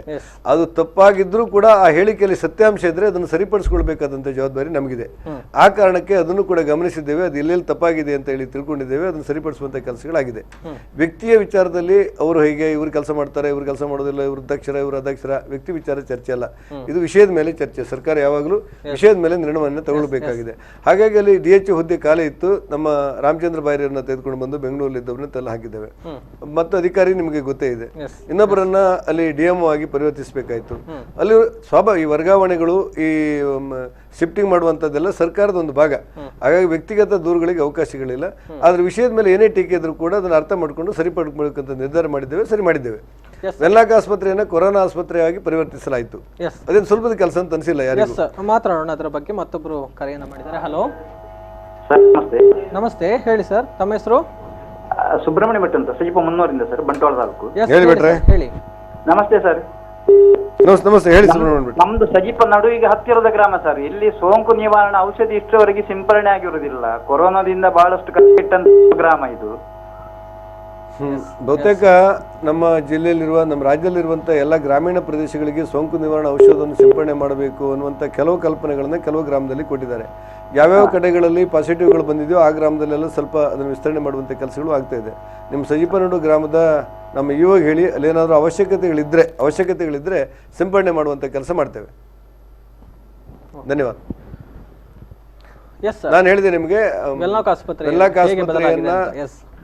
ವೆನ್ಲಾಕ್ ಆಸ್ಪತ್ರೆಯನ್ನ ಕೊರೋನಾ ಆಸ್ಪತ್ರೆಗೆ ಪರಿವರ್ತಿಸಿದ್ದೇ ಒಂದು ಸಾಧನೆ ಅಂತ ನಾನು ಹೇಳಿದಲ್ಲ. ಆದ್ರೆ ಅಲ್ಲಿ ಸುಮಾರು 218 ಜನ ಒಳರೋಗಿಗಳಿದ್ರು. ಅವರು ಹಾವು ಕಡಿದವರು, ಬೇರೆ ಬೇರೆ ಸಣ್ಣ ಪುಟ್ಟ ಆಪರೇಷನ್ ಆಗುವವರು, ಮತ್ತೆ ಕೆಲವು ಅಪಘಾತಕ್ಕೀಡಾಗದವರು ಸೇರಿ ಕೆಲವರೆಲ್ಲ ಇದ್ರು, ಕಿಡ್ನಿ ಅವರು.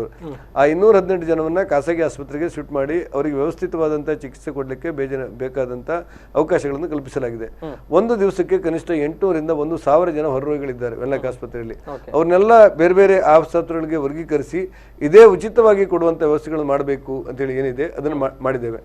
ಇನ್ನುಳಿದಿರೋದು ಅಲ್ಲೊಂದು ಮಕ್ಕಳ ಆಸ್ಪತ್ರೆ ಇತ್ತು, ಅದನ್ನು ಕೂಡ ಶಿಫ್ಟ್ ಮಾಡಲಾಗಿದೆ. ಒಟ್ಟಾರೆ ಈ ಕೊರೋನಾ ಬಗ್ಗೆ ಇರುವಂಥ ಗೊಂದಲ, ಕೊರೋನಾ ಪೇಷಂಟ್ಗಳನ್ನ ಪಾಸಿಟಿವ್ ಇದ್ದಾರನ್ನ, ನೆಗೆಟಿವ್ ಇದ್ದಾರನ್ನ, ಶಂಕಿತರನ್ನ ಎಲ್ಲರನ್ನು ಒಟ್ಟೆ ಹಾಕಿದ್ದೀರಿ ಅನ್ನುವಂಥ ವಾದಗಳು, ಚರ್ಚೆಗಳ ವಿರಾಮ ಮಾಡಬೇಕು ಅನ್ನುವ ಕಾರಣಕ್ಕೆ ಆ ಪರಿವರ್ತನೆ ಮಾಡುವಂಥ ಕೆಲಸಗಳನ್ನ ಮಾಡಲಾಗಿದೆ. ಇದರಿಂದಾಗಿ ಜನರಿಗೆ ಕನಿಷ್ಠ ಸಮಾಧಾನ ಆಗಿದೆ ಅನ್ನುವಂಥ ವಿಶ್ವಾಸ ನಮಗಿದೆ. ಓಕೆ, ಅದರ ಜೊತೆಗೆ ಈಗ ಅಲ್ಲೊಂದು ವೈರಾಲಜಿ ಲ್ಯಾಬ್ ಕೂಡ ಆರಂಭಗೊಂಡಿದೆ. ಯಾವಾಗ ಮಾಡುತ್ತೆ? ಇವತ್ತಿಂದ ಆಗಬೇಕು. ಈಗ ಪರ್ಮಿಷನ್ ಸಿಕ್ಕಿದೆ ಅಂತ ನಾನು ತಿಳ್ಕೊಂಡಿದ್ದೀನಿ. ಸಂಜೆ ಒಳಗೆ ಪರ್ಮಿಷನ್ ಸಿಗುತ್ತೆ. ಸಿಕ್ಕಿದ್ರೆ ನಾಳೆಯಿಂದ ಪ್ರಾರಂಭ ಆಗುತ್ತೆ. ಈಗಲೂ ಕೂಡ ಟೆಸ್ಟಿಂಗ್ ಆಗ್ತಾ ಇದೆ. ಓಕೆ, ಸೊ ಅಂದ್ರೆ ಆ ಮೂಲಕ ರಿಪೋರ್ಟ್ಗಳೆಲ್ಲವೂ ಕೂಡ ಬೇಗ ಸಿಗುತ್ತೆ. ಒಂದು ಅಥವಾ 2 ಗಂಟೆಯಲ್ಲಿ ಸಿಗುತ್ತೆ. ಎಸ್, ಸೊ ಆ ಮೂಲಕ ಬ್ರೇಕ್ ಹಾಕುವಂತ ವಿಚಾರ ಇನ್ನಷ್ಟು ಸುಲಭ ಆಗುತ್ತೆ ಅನ್ನುವಂಥದ್ದನ್ನು ನಾವು ನೋಡ್ಕೊಳ್ಬಹುದು. ಇನ್ನು ಕೊರೋನಾ ಪ್ರಕರಣಗಳಿಗೆ ಸಂಬಂಧಪಟ್ಟ ಹಾಗೆ ಈಗ ರಿಪೋರ್ಟ್ ಬರೋದಕ್ಕೆ ಎಷ್ಟು ಬಾಕಿ ಇದೆ ಜಿಲ್ಲೆಗೆ ಸಂಬಂಧಪಟ್ಟ ಹಾಗೆ, ಅಥವಾ ಅಬ್ಸರ್ವೇಷನ್ ಅಲ್ಲಿ ಎಷ್ಟು ಮಂದಿ ಇದ್ದಾರೆ ಅನ್ನುವಂಥದ್ದು? ಈಗ ನಿಮಗೆ ಗೊತ್ತಿರುವಂತೆ ಒಟ್ಟಿಗೆ 148 ಪ್ರಕರಣಗಳಲ್ಲಿ ಹೆಚ್ಚು ಕಡಿಮೆ 9 ಪ್ರಕರಣಗಳು ಮಾತ್ರ ಪಾಸಿಟಿವ್ ಬಂದಿದೆ. ಉಳಿದೆಲ್ಲವೂ ಕೂಡ ನೆಗೆಟಿವ್ ಬಂದಿದೆ. ಒಂದು 2 ಪ್ರಕರಣ ಬರಬೇಕಾಗಿತ್ತು, ಇವತ್ತು ಬಂದಿದೆ, ಅದು ಮುಗಿದಿದೆ. ನಿನ್ನೆ ನಿಜಾಮುದ್ದೀನ್ ದೆಹಲಿಯ ಮಸೀದಿಗೆ ಸಂಬಂಧಪಟ್ಟಂತೆ ಸುಮಾರು 28 ಜನರನ್ನ ಕರ್ಕೊಂಡು ಬಂದು ಒಂದು ಕಡೆ ನಿಗಾ ಕೊಠಡಿಯಲ್ಲಿ ಇಟ್ಟು ಅವರನ್ನ ಗಮನಿಸ್ತಾ ಇದ್ದೇವೆ. ಎಲ್ಲವೂ ಕೂಡ ಶಾಸನಕ್ಕೆ ಹೋಗಿದೆ, ನಿನ್ನೆ ಹೋಗಿದೆ. ಇವತ್ತು ಬಂದರೆ ಅದರಲ್ಲಿ ಪಾಸಿಟಿವ್ ಎಷ್ಟು ನೆಗೆಟಿವ್ ಎಷ್ಟು ಅಂತ ಗೊತ್ತಾಗುತ್ತೆ. ಇಲ್ಲಿ ಕೆಲವು ಪ್ರಕರಣಗಳಲ್ಲಿ ಏನಂದ್ರೆ ಆ ಮಸೀದಿಯಲ್ಲಿ ಭಾಗವಹಿಸಿದಂತ ವ್ಯಕ್ತಿಗಳಲ್ಲಿ ಮಾತ್ರ ಅದು ಕಂಡು ಬಂದಿದೆ ಅಂತ ಇದೆ. ಇಲ್ಲಿ ನಾವು ನಿಗಾವಹಿಸುವವರು ಅವ್ರನ್ನ ಸಂಪರ್ಕದಲ್ಲಿರೋರ್ನು ಕಂಡು ಬಂದಿರುವ ಹಿನ್ನೆಲೆಯಲ್ಲಿ ಮತ್ತು ಅದರಲ್ಲಿ ಭಾಗವಹಿಸದೆ ಹೊರಗಿದ್ದವರು ಕೆಲವರು ಇದ್ದಾರೆ ಅನ್ನುವ ಘಟನೆಯಲ್ಲಿ ಅಷ್ಟೊಂದು ಗಂಭೀರವಾಗಿ ನಮ್ಮ ಜಿಲ್ಲೆಗೆ ಬರ್ಲಿಕ್ಕಿಲ್ವ ಏನೋ ಅನ್ನುವಂತ ಆಸೆ ಇದೆ ನಮಗೆ. ಹಾಗೆ ಬಾರದೇ ಇರಲಿ ಅಂತ ಆಸೆ ಪಡ್ತೇವೆ. ಮತ್ತೇನಾಗುತ್ತೆ ಅಂತ ನೋಡ್ತೇವೆ. ಎಸ್, ಮತ್ತೊಬ್ಬರು ಕಾಲರ್ ಇದ್ದಾರೆ. ಹಲೋ. ಹಲೋ, ನಮಸ್ತೆ ಮೇಡಮ್. ನಮಸ್ತೆ ಸರ್. ತಮ್ಮ ಹೆಸರು ಮತ್ತೆ ಎಲ್ಲಿಂದ ಕಾಲ್ ಮಾಡ್ತಾ ಇದ್ದೀರಾ? ವಾಸಂತಿ ಶೆಟ್ಟಿ ಅಂತ, ಮಂಗಳೂರಿಂದ, ವಲೆನ್ಸಿಯಾ. ಎಸ್, ಹೇಳಿ ಮೇಡಮ್, ಹೇಳಿ. ಸಚಿವರಿದ್ದಾರೆ, ಮಾತಾಡಿ.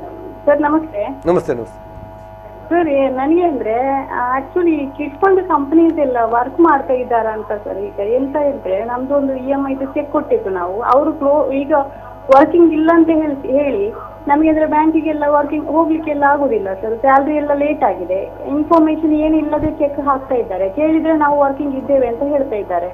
ಸೊ ಅವರಿಗೆ ವರ್ಕ್ ಮಾಡ್ಲಿಕ್ಕೆ ಇಲ್ಲಲ್ಲ ಸರ್, ಚಿಟ್ ಫಂಡ್ಸಿನವರಿಗೆ ಕೂಡ. ಇವಾಗ ಅವ್ರು ಹೇಗೆ ಮಾಡ್ತಾರೆ ಮತ್ತೆ? ಇಲ್ಲ, ಸೊಸೈಟಿಗಳಿಗೆ ಮಾತ್ರ ಕಾರ್ಯಾರಂಭಕ್ಕೆ ಅವಕಾಶಗಳನ್ನು ಕೊಡಲಾಗಿದೆ. ಸೊಸೈಟಿ ಮತ್ತು ಬ್ಯಾಂಕ್ಗಳಿಗೆ ಚಿಟ್ ಫಂಡ್ ಕಂಪನೀಸ್ ಸರ್ ಇಲ್ಲ. ಬಹುತೇಕ ನನಗೆ ಗೊತ್ತಿದ್ದಾಗೆ ಅವರ ಕಚೇರಿಗಳು ಕಾರ್ಯಾರಂಭ ಮಾಡೋದು ಕ್ಲಿಷ್ಟ ಅಂತ ಅನ್ಸುತ್ತೆ. ಸಾಧ್ಯ ಇದ್ರೆ ಕಡೆಗೆ ಫೋನ್ ಮಾಡಿ ಅದನ್ನು ಖಚಿತಪಡಿಸ್ಕೊಂಡು ಹೇಳ್ತೇನೆ. ಆಯ್ತು ಆಯ್ತು. ಆಕ್ಚುಲಿ ನಮ್ಗೆ ಅಂದ್ರೆ ಸ್ಯಾಲ್ರಿ ಎಲ್ಲ ಹೋಲ್ಡ್ ಆಗಿದೆ ಸರ್, ಎಲ್ರಿಗೂ ಹಾಗೆ ಅಲ್ವಾ? ಇವರು ಇನ್ಫಾರ್ಮ್ ಮಾಡ್ಲಿಲ್ಲ, ಎಂತ ಇಲ್ಲ, ಸೀದಾ ಚೆಕ್ ಪ್ರೆಸೆಂಟ್ ಇಲ್ಲ. ಸರಿ ಇದೆ, ನಮ್ಮ ಕಮಿಷನರ್ ಜೊತೆ ಮಾತಾಡಿ ಏನಾದರೂ ಒಂದು ಸಹಕಾರ ಮಾಡ್ಲಿಕ್ಕೆ ಸಾಧ್ಯವಂತ ನೋಡ್ತೇನೆ. ಇದು ಕಾರ್ಯಕ್ರಮ ಆದ ನಂತರ ಫೋನ್ ಮಾಡಿ. ಎಸ್, ಮುಖ್ಯವಾಗಿ ಅಂದ್ರೆ ಈ ಒಂದು EMI ಇರ್ಬೋದು, ಚೆಕ್ ಹಾಕುವಂತ ವಿಚಾರಗಳು, ಇದಕ್ಕೆ ಒಂದು ಸಂಬಂಧಪಟ್ಟ ಹಾಗೆ ಮತ್ತು ಒಂದು ಭಯ ಜನರಲ್ಲಿ ಇರುವಂತದ್ದು ಅಂದ್ರೆ ಈ ಏನು ನಾವು ಕಂತನ್ನ ಕಟ್ಟದೇ ಇದ್ರೆ, ವಿನಾಯಿತಿ ಇದೆ ಅಂತ ಕಟ್ಟದೇ ಇದ್ದಲ್ಲಿ ನಮ್ಮ ಕ್ರೆಡಿಟ್ ಸ್ಕೋರ್ ಅಥವಾ ಸಿಬಿಲ್ ಮೇಲೆ ಏನಾದರೂ ಪರಿಣಾಮಗಳಾಗಬಹುದಾ? ಮುಂದಕ್ಕೆ ಸಾಲ ಪಡೆಯುವಂತ ಸಂದರ್ಭದಲ್ಲಿ ವ್ಯತ್ಯಾಸಗಳು? ಬ್ಯಾಂಕಿನವರು ಸಾಮಾನ್ಯವಾಗಿ ನಮಗೆ ನಿಮ್ದು NP ಆಗುತ್ತೆ, ನಿಮಗಿನ ಜೀವನದಲ್ಲಿ ಸಾಲ ಸಿಗುವುದಿಲ್ಲ, ಇದೆಲ್ಲ ಒಂದು ಕ್ರಮ. ಅದನ್ನು ಸರಿ ತಪ್ಪುಗಳು ಚರ್ಚೆಗೆ ಏನಿಲ್ಲ. ಯಾಕಂದ್ರೆ ಮೀನುಗಾರ ಸಾಲದ ವಿಚಾರದಲ್ಲಿ ನಾನು ನೋಡಿದ್ದೆ. ಆದರೆ ಇದೊಂದು ದೇಶಕ್ಕೆ ಬಂದಿರುವಂತ, ಪ್ರಪಂಚಕ್ಕೆ ಬಂದಿರುವಂತ ಒಂದು ದುರಂತ. ಆದ್ರಿಂದಾಗಿ ಯಾರಿಗೆ 3 ತಿಂಗಳ ಕಾಲ ಸಾಲವನ್ನ ಮುಂದೂಡಲ್ಪಟ್ಟಿದೆಯೋ ಅವರಿಗೆ ಇದ್ಯಾವುದೂ ಅನ್ವಯಿಸುವುದಿಲ್ಲ. ಓಕೆ, ಅಂದ್ರೆ ಅದು ಮುಂದಕ್ಕೆ ಅದರ ಅದು ಪರಿಣಾಮ ಮುಂದೆ ತನ್ನಷ್ಟಕ್ಕೆ ಮುಂದೆ ಈಗ ಸದ್ಯಕ್ಕೆ ಸುತ್ತೋಲೆ ಬಂದಾಯ್ತು, ಆದ್ರಿಂದ ಯಾವುದು ಇದಕ್ಕೆ ಅನ್ವಯಿಸೋದಿಲ್ಲ. ನಾವು NP ಮಾಡ್ತೇವೆ, ಸಾಲ ಕೊಡೋದಿಲ್ಲ, ಅದನ್ನೆಲ್ಲ ಸರಿ ಮಾಡ್ತೇವೆ. Okay yes. ಅದರ ಜೊತೆಗೆ ಮತ್ತೊಂದು ಗೊಂದಲ ಇರುವಂತದ್ದು, ಈಗ ಏನು ವೆನ್ಲಾಕನ್ನು ಸಂಪೂರ್ಣವಾಗಿ ಕೊರೋನಾ ಆಸ್ಪತ್ರೆಯಾಗಿ ಬದಲಾವಣೆ ಮಾಡಲಾಗಿದೆ, ಅಲ್ಲಿದ್ದಂಥ ರೋಗಿಗಳನ್ನ ಬೇರೆ ಖಾಸಗಿ ಆಸ್ಪತ್ರೆಗೆ ಶಿಫ್ಟ್ ಮಾಡಲಾಗಿದೆ ಅನ್ನುವಂಥ ವಿಚಾರ, ಅಲ್ಲಿನ ಚಿಕಿತ್ಸಾ ವೆಚ್ಚದ ವಿಚಾರ ಏನು ಅನ್ನುವಂಥದ್ದು ನಾವು ಹೇಳಿದ್ದೇವೆ ನಿಮ್ಮ ಕೈಯಲ್ಲಿ. ಇಲ್ಲಿ ಯಾರಿಗೆ ಉಚಿತವಾಗಿ ಕೊಡ್ತಿದ್ರು ಖಾಸಗಿ ಆಸ್ಪತ್ರೆಯಲ್ಲಿ ಉಚಿತವಾಗಿ ಕೊಡಬೇಕಂತ ಹೇಳಿದ್ದೇವೆ. ಇಲ್ಲಿ ಒಳರೋಗಿಯಾಗಿ ಯಾರು ಸೇರ್ಪಡೆ ಮಾಡಿದ್ದಾರೋ ಅವರಿಗೆ ಕನಿಷ್ಠ ದರ ಮತ್ತು ನಿಗದಿತ ಕನಿಷ್ಠ ದರ ಮತ್ತು ಉಚಿತವಾಗಿ ಕೊಡುವವರಿಗೆ ಉಚಿತವಾಗಿ ಕೊಡಬೇಕು ಅಂತ ಹೇಳಿದ್ರು. ಇನ್ನು ಹೊಸದಾಗಿ ಸೇರುವವರಿಗೆ ಕೂಡ ಈ ವೆನ್ಲಾಕ್ ಆಸ್ಪತ್ರೆಯಲ್ಲಿರುವಂಥ ದರವನ್ನು ಮಾತ್ರ ನಿಗದಿ ಮಾಡಬೇಕು ಅನ್ನುವಂಥ ಸೂಚನೆಯನ್ನು ಕೊಡಲಾಗಿದೆ. ಈ ಎಲ್ಲವುದಕ್ಕೆ ನಮ್ಮ ವಿಪತ್ತು ನಿಧಿಯಿಂದ ಹಣ ಕೊಡಬೇಕು ಅಂತ ತೀರ್ಮಾನ ಮಾಡಿದ್ದೇವೆ. ಖಾಸಗಿ ಆಸ್ಪತ್ರೆಯವರಿಗೆ ಅವ್ರ ಹತ್ರ ರಿಕ್ವೆಸ್ಟ್ ಮಾಡಿದ್ದೇವೆ, ಸ್ವಲ್ಪ ರಿಯಾಯಿತಿ ಮಾಡಬೇಕು, ಕೆಲವೊಂದು ಉಚಿತವಾಗಿ ಕೊಡಬೇಕು ಅಂತ ಕೆಲವರು ಒಪ್ಕೊಂಡಿದ್ದಾರೆ. ಅಷ್ಟಾಗಿಯೂ ಕೂಡ ಈ ಮೊತ್ತವನ್ನು ನಮ್ಮ ಸರ್ಕಾರದಿಂದ ಭರಿಸ್ತೇವೆ. ಓಕೆ, ಅದು ಆಗುತ್ತೆ ಅನ್ನುವಂಥದ್ದು ಆ ಮೂಲಕ. ಸೊ ಯಾರು ಕೂಡ ಆತಂಕ ಪಡಬೇಕಾದಂಥ ಅವಶ್ಯಕತೆ ಇಲ್ಲ, ಅಲ್ಲಿಂದ ಪೇಷಂಟ್ಗಳನ್ನು ಏನು ಬೇರೆ ಆಸ್ಪತ್ರೆಗೆ ಶಿಫ್ಟ್ ಮಾಡಿದ್ದಾರೆ ಅನ್ನುವಂಥದ್ರ ಬಗ್ಗೆ. ಓಕೆ, ಅಂದರೆ ಇನ್ನೂ ಒಂದು ಪ್ರಶ್ನೆಯನ್ನು ಕೇಳಲೇಬೇಕು, ಸವಾಲುಗಳು ಏನು ಅಂತ ಅನಿಸುತ್ತೆ ಈ ಎಲ್ಲ ವಿಚಾರಗಳಿಗೆ ಸಂಬಂಧಪಟ್ಟ ಹಾಗೆ ತಮ್ಮ ಮುಂದಿರುವ ಈ ಕೊರೋನಾ ಕಾಯಿಲೆಯೇ ಜಗತ್ತಿಗೊಂದು ಸವಾಲು. ಇದು ನಾವ್ಯಾರು ಊಹೆ ಮಾಡಿದಿರೋ, ಮೊದಲೇ ಹೇಳಿದಂತೆ ಇದು ಯಾವುದು ಊಹೆ ಮಾಡದಿರುವುದು. ಈ ಸವಾಲುಗಳನ್ನು ಸ್ವೀಕಾರ ಮಾಡಲಿಕ್ಕೆ ಮಾನಸಿಕ ಸಿದ್ಧತೆ ಮತ್ತು ನಮ್ಮಲ್ಲಿರುವಂಥ ಇಚ್ಛಾಶಕ್ತಿ ಮಾತ್ರ ಇದನ್ನು ನಿಯಂತ್ರಣ ಮಾಡಬಹುದು ಅನ್ಸುತ್ತೆ. ನಾವು 15 ದಿವಸಗಳು ಮನೆಯೊಳಗೆ ಇದ್ದು ಬಿಟ್ಟು ಹೊರಗಿನ ಪ್ರಪಂಚದಲ್ಲಿ ಒಂದು ರೀತಿಯ ನಿರ್ಜನ ವಾತಾವರಣ ಸೃಷ್ಟಿ ಮಾಡಿದ್ರೆ 99% ಮುಗ್ದೇ ಬಿಡುತ್ತೆ ಅನ್ನುವಂಥ ಭಾವನೆಗಳಿದೆ. ಯಾರಾದರೂ ಗೊತ್ತಿದ್ದವರು ತಕ್ಷಣ ಹೋಗಿ ತಮ್ಮನ್ನು ತಾನು ಪರೀಕ್ಷೆ ಮಾಡಿಕೊಂಡು ನನಗೆ ಈ ಚಾರೆಗಳಿದೆ, ಕೊರೋನಾ ಚಾರೆ ಇದೆ ಅಂತ ಹೇಳಿ ಅವರಾಗೆ ಸ್ವಯಂ ಪ್ರೇರಿತರಾಗಿ ಏನಾದರೂ ಚಿಕಿತ್ಸೆಗೆ ಒಳಪಟ್ಟರೆ ಇನ್ನೊಬ್ರಿಗೆ ಹರಡುದು ನಿಂತು ಬಿಡುತ್ತೆ. ದುರಂತ ಏನಂತ ಹೇಳಿದ್ರೆ, ಒಬ್ಬ ಹಣ್ಣು ಮುದುಕಿ ಹೇಳ್ತಾಳೆ ನನಗೆ ICU ಬೇಕಾಗಿಲ್ಲ, ಆ ಬದುಕುವ ಮಗಿ ಕೊಡಿ ಅಂತ ಹೇಳ್ತಾಳೆ. ಅವಳ ಮಾನವೀಯತೆಗಳನ್ನು ನೋಡಿ, ಅಂದ್ರೆ ಅವಳಿಗೆ ಚಿಕಿತ್ಸೆ ಪಾಸಿಟಿವ್ ಆದವರೊಬ್ರು, ನಾನಿನ್ ಬದುಕಿ ಎಷ್ಟು ವರ್ಷ ಬದುಕ್ತೇನೆ ನಾನು. ಆದರೆ ಮತ್ತು ದುರಂತ ಅಂತ ಹೇಳಿದ್ರೆ, ವಿಮಾನದಲ್ಲಿರುವಂಥ ಒಬ್ಬ ಪ್ರಯಾಣಿಕ ತನಗಿರುವಂಥ ಕೊರೋನಾವನ್ನ ಎಂಜಲನ್ನ ಅಲ್ಲೆಲ್ಲ ಸವರಿ ಬೇರೆಯವರಿಗೆ ಹಂಚಲಿಕ್ಕೆ ಬೇಕಾದಂಥ ವ್ಯವಸ್ಥೆಗಳು ಮಾಡ್ತಾರೆ. ಕೆಲವು ರೀತಿಯ ವಿಕಾರವಾದಂಥ ಮನಸ್ಥಿತಿ ಇದ್ದರೆ ಇದು ಮತ್ತಷ್ಟು ದುರಂತ ಆಗಿಬಿಡುತ್ತೆ. ಒಂದಿಷ್ಟು ನಾವು ಸ್ವಯಂ ಪ್ರೇರಿತರಾಗಿ ಇದಕ್ಕೆ ಚಿಕಿತ್ಸೆಗೆ ಒಳಪಟ್ಟರೆ ಈ ಕಾಯಿಲೆಯನ್ನು ನಿಯಂತ್ರಣ ತರಲಿಕ್ಕೆ ಅವಕಾಶಗಳಿದೆ. ಸಮಾಜಕ್ಕೆ ದ್ವೇಷ ಬಿತ್ತುವುದ್ರ ಬದಲು ಸಮಾಜಕ್ಕೆ ಒಂದು ಆರೋಗ್ಯಕರವಾದಂಥ ವಾತಾವರಣ, ಮಾನಸಿಕ ಸ್ಥಿತಿಯನ್ನು ನಾವೆಲ್ಲ ಒಟ್ಟಾಗಿ ತಗೊಂಡ್ರೆ, ಇದನ್ನು ನಾವು ಮನೆ ಒಳಗಿದ್ದುಕೊಂಡೇ ನಿಯಂತ್ರಣಕ್ಕೆ ತರಲಿಕ್ಕೆ ಸಾಧ್ಯ ಆದರೆ, ಇಡೀ ಸಮಾಜ ಒಟ್ಟಾಗಿ ಎಲ್ಲವನ್ನ ಮರೆತು ನಾವೊಂದು ಕುಟುಂಬ ಅಂತ ತಿಳ್ಕೊಂಡ್ರೆ ನಿಶ್ಚಯವಾಗಿ ಪ್ರಧಾನಮಂತ್ರಿಯವರ ಆಶಯಗಳೇನಿದೆ ಆಶಯಕ್ಕೆ ಪೂರಕವಾಗಿ ನಾವು ಲಾಕ್ಡೌನ್ ಸಮಯದಲ್ಲೇ ನಿಗದಿಯಿಂದ ಮುಡಿಸ್ಬೋದು. ಅದಲ್ಲದೆ ಇದ್ರೆ ಮುಂದಾಗುವಂಥ ಎಲ್ಲ ದುರಂತಕ್ಕೆ ನಾವೆಲ್ಲರೂ ಹೊಣೆಗಾರರಾಗ್ತೇವೆ ಅನ್ನುವಂಥ ಭಾವನೆಗಳು ನಮ್ಗೆ ಅರ್ಥ ಆಗಬೇಕು. ಎಸ್ ಸರ್, ಕಾಲರ್ ಇದ್ದಾರೆ. ಹಲೋ ಹಲೋ ಹಲೋ ಸರ್, ನಮಸ್ತೆ. ನಮಸ್ತೆ. ತಮ್ಮ ಹೆಸರು? ನಮಸ್ತೆ, ಹೇಳಿ. ಕೂಳೂರು ಪಂಜುಗೇರಿಯಿಂದ ಮಾತನಾಡುದು ಸರ್. ಎಸ್, ಮಾತಾಡಿ ಸರ್, ಮಾತಾಡಿ ಸರ್. ನಮ್ಮ ಈ ಏರಿಯಾದಲ್ಲಿ ತುಂಬಾ ನಾರ್ತ್ ಜನ ಇದ್ದಾರೆ, ತುಂಬಾ ಜನ ಇದ್ದಾರೆ ನಾರ್ತ್ ಕೆಲಸ ಮಾಡುವವರು. ಈಗ ಡೈಲಿ ಊಟ ತರ್ತಾರೆ, ಒಂದು ಸ್ವಲ್ಪ ಒಂದು 20 ಜನಕ್ಕೆ 10 ಜನಕ್ಕೆ. ತುಂಬಾ ಜನ ಈಗ ಊಟ ಇಲ್ಲದೆ ತುಂಬಾ ದಿವಸ ಆಯ್ತು. ನಾವು ಊರಿನವರೆಲ್ಲ ಸ್ವಲ್ಪ ಅಡ್ಜಸ್ಟ್ ಮಾಡಿ ಕೊಡ್ತಾ ಇದ್ದೇವೆ, ಬಟ್ ಗವರ್ಮೆಂಟ್ ಇಂದ ಅದಕ್ಕೆ ಊಟ ವ್ಯವಸ್ಥೆ ಮಾಡ್ಬೇಕಿತ್ತು. ತುಂಬಾ ಜನ ಇದ್ದಾರೆ ಕೂಳೂರು ಪಂಜಿಮುಗಿ. ಯಾವ ಪ್ರದೇಶ ಅದು? ಅಲ್ಲ, ನಾರ್ತ್ ಗೊತ್ತಾಯ್ತು, ಅಲ್ಲಿ ಎಲ್ಲಿ ಯಾವ ಹತ್ರ ಹೇಳಿ? ಈಗ ಉತ್ತರ ಪ್ರದೇಶ ಆಚೆಯಿಂದ ಕೆಲಸಕ್ಕೆ ಬಂದವರು. ಅಲ್ಲ, ಗೊತ್ತೀಗ ಈಗ ನಿಮ್ಮ ಕೂಳೂರು ಕಡೆಯಲ್ಲಿ ಉತ್ತರ ಕರ್ನಾಟಕದಿಂದ ಬಂದಂತ ಕೂಲಿ ಕಾರ್ಮಿಕರು ಇದ್ದಾರೆ, ಕೆಲವು ಭಾಗದಿಂದ ಬಂದಂತ ನಿರಾಶ್ರಿತರು ಇದ್ದಾರೆ, ಮತ್ತೆ ಕೆಲವು ಸ್ವಲ್ಪ ಭಿಕ್ಷುಕರು ಅಲ್ಲಲ್ಲಿ ತಿರುಗ್ತಾ ಇದ್ದಾರೆ. ನೀವು ಹೇಳ್ತಾ ಇರೋದು ಉತ್ತರ ಭಾರತದಿಂದ ನಮ್ಮ ಗ್ರೆನೇಟ್ ಕೆಲಸಕ್ಕೆ ಬಂದಿರುವಂತ ಕೆಲವರು ಇದ್ದಾರೆ, ಅವರಿಗೆ ಭಾಷೆ ಕೂಡ ಗೊತ್ತಿಲ್ಲ, ಅಂತವರಿಗೆ ಊಟದ ಕೊರತೆ ಆಗಿದೆ ಅಂತ ಹೇಳಿದ್ದಾರೆ. ನಿರ್ದಿಷ್ಟ ಪ್ರದೇಶಗಳನ್ನು ಹೇಳಿದ್ರೆ ನಾವು ನಮ್ಮ ಸಿಬ್ಬಂದಿಗಳ ಮೂಲಕ, ನಮ್ಮ ಕಾರ್ಯಪಡೆಗಳ ಮೂಲಕ ಅವರಿಗೆ ಹಂಚಬಹುದು ಅಂತ ಅನ್ಸುತ್ತೆ ನನಗೆ. ಪಂಜಿಮಗರು ಯೋಚನೆ ಮಾಡ್ತೇನೆ, ನಮ್ಮ ಅಧಿಕಾರಿಗಳನ್ನು ಕಳಿಸ್ತೇವೆ. ಎಸ್, ಈ ಒಂದು ವಿಚಾರ ಕೂಡ ಇದೆ. ಅಂದ್ರೆ ಅನೇಕ ಕಡೆಗಳಲ್ಲಿ ಈಗ ಕೈಗಾರಿಕಾ ಪ್ರದೇಶಗಳಿರ್ಬೋದು, ಅಲ್ಲಿ ಎಲ್ಲ ಕೆಲಸವನ್ನ ಮಾಡ್ತಾ ಇದ್ದಾರೆ. ಬೇರೆ ಬೇರೆ ರಾಜ್ಯಗಳಿಂದ ಬಂದಂತಹ ಕಾರ್ಮಿಕರು ಅಲ್ಲಿದ್ದಾರೆ. ಅಂದ್ರೆ ಏನೋ ಸೂಚನೆಯನ್ನ ಕೊಡಲಾಗಿತ್ತು, ಆಯಾ ಸಂಸ್ಥೆಗಳ ಮಾಲಕರೇ ಅವರ ಜವಾಬ್ದಾರಿಯನ್ನು ವಹಿಸಿಕೊಳ್ಬೇಕು ಅನ್ನುವಂಥದ್ದು. ಆದ್ರೆ ಅದು ಸಮರ್ಪಕ ಪಾಲನೆ ಆಗ್ತಾ ಇಲ್ಲ. ತುಂಬಾ ಕಡೆಯಲ್ಲಿ ಮಾಲಕರು ಕೈಚಲ್ ಬಿಟ್ಟಿದ್ದಾರೆ. ಅದನ್ನ ಅವ್ರನ್ನ ಹುಡುಕಿ ಅವರಿಗೆ ಶಿಕ್ಷೆ ಕೊಡುವಂತ ಸಮಯಗಳಿದಲ್ಲ.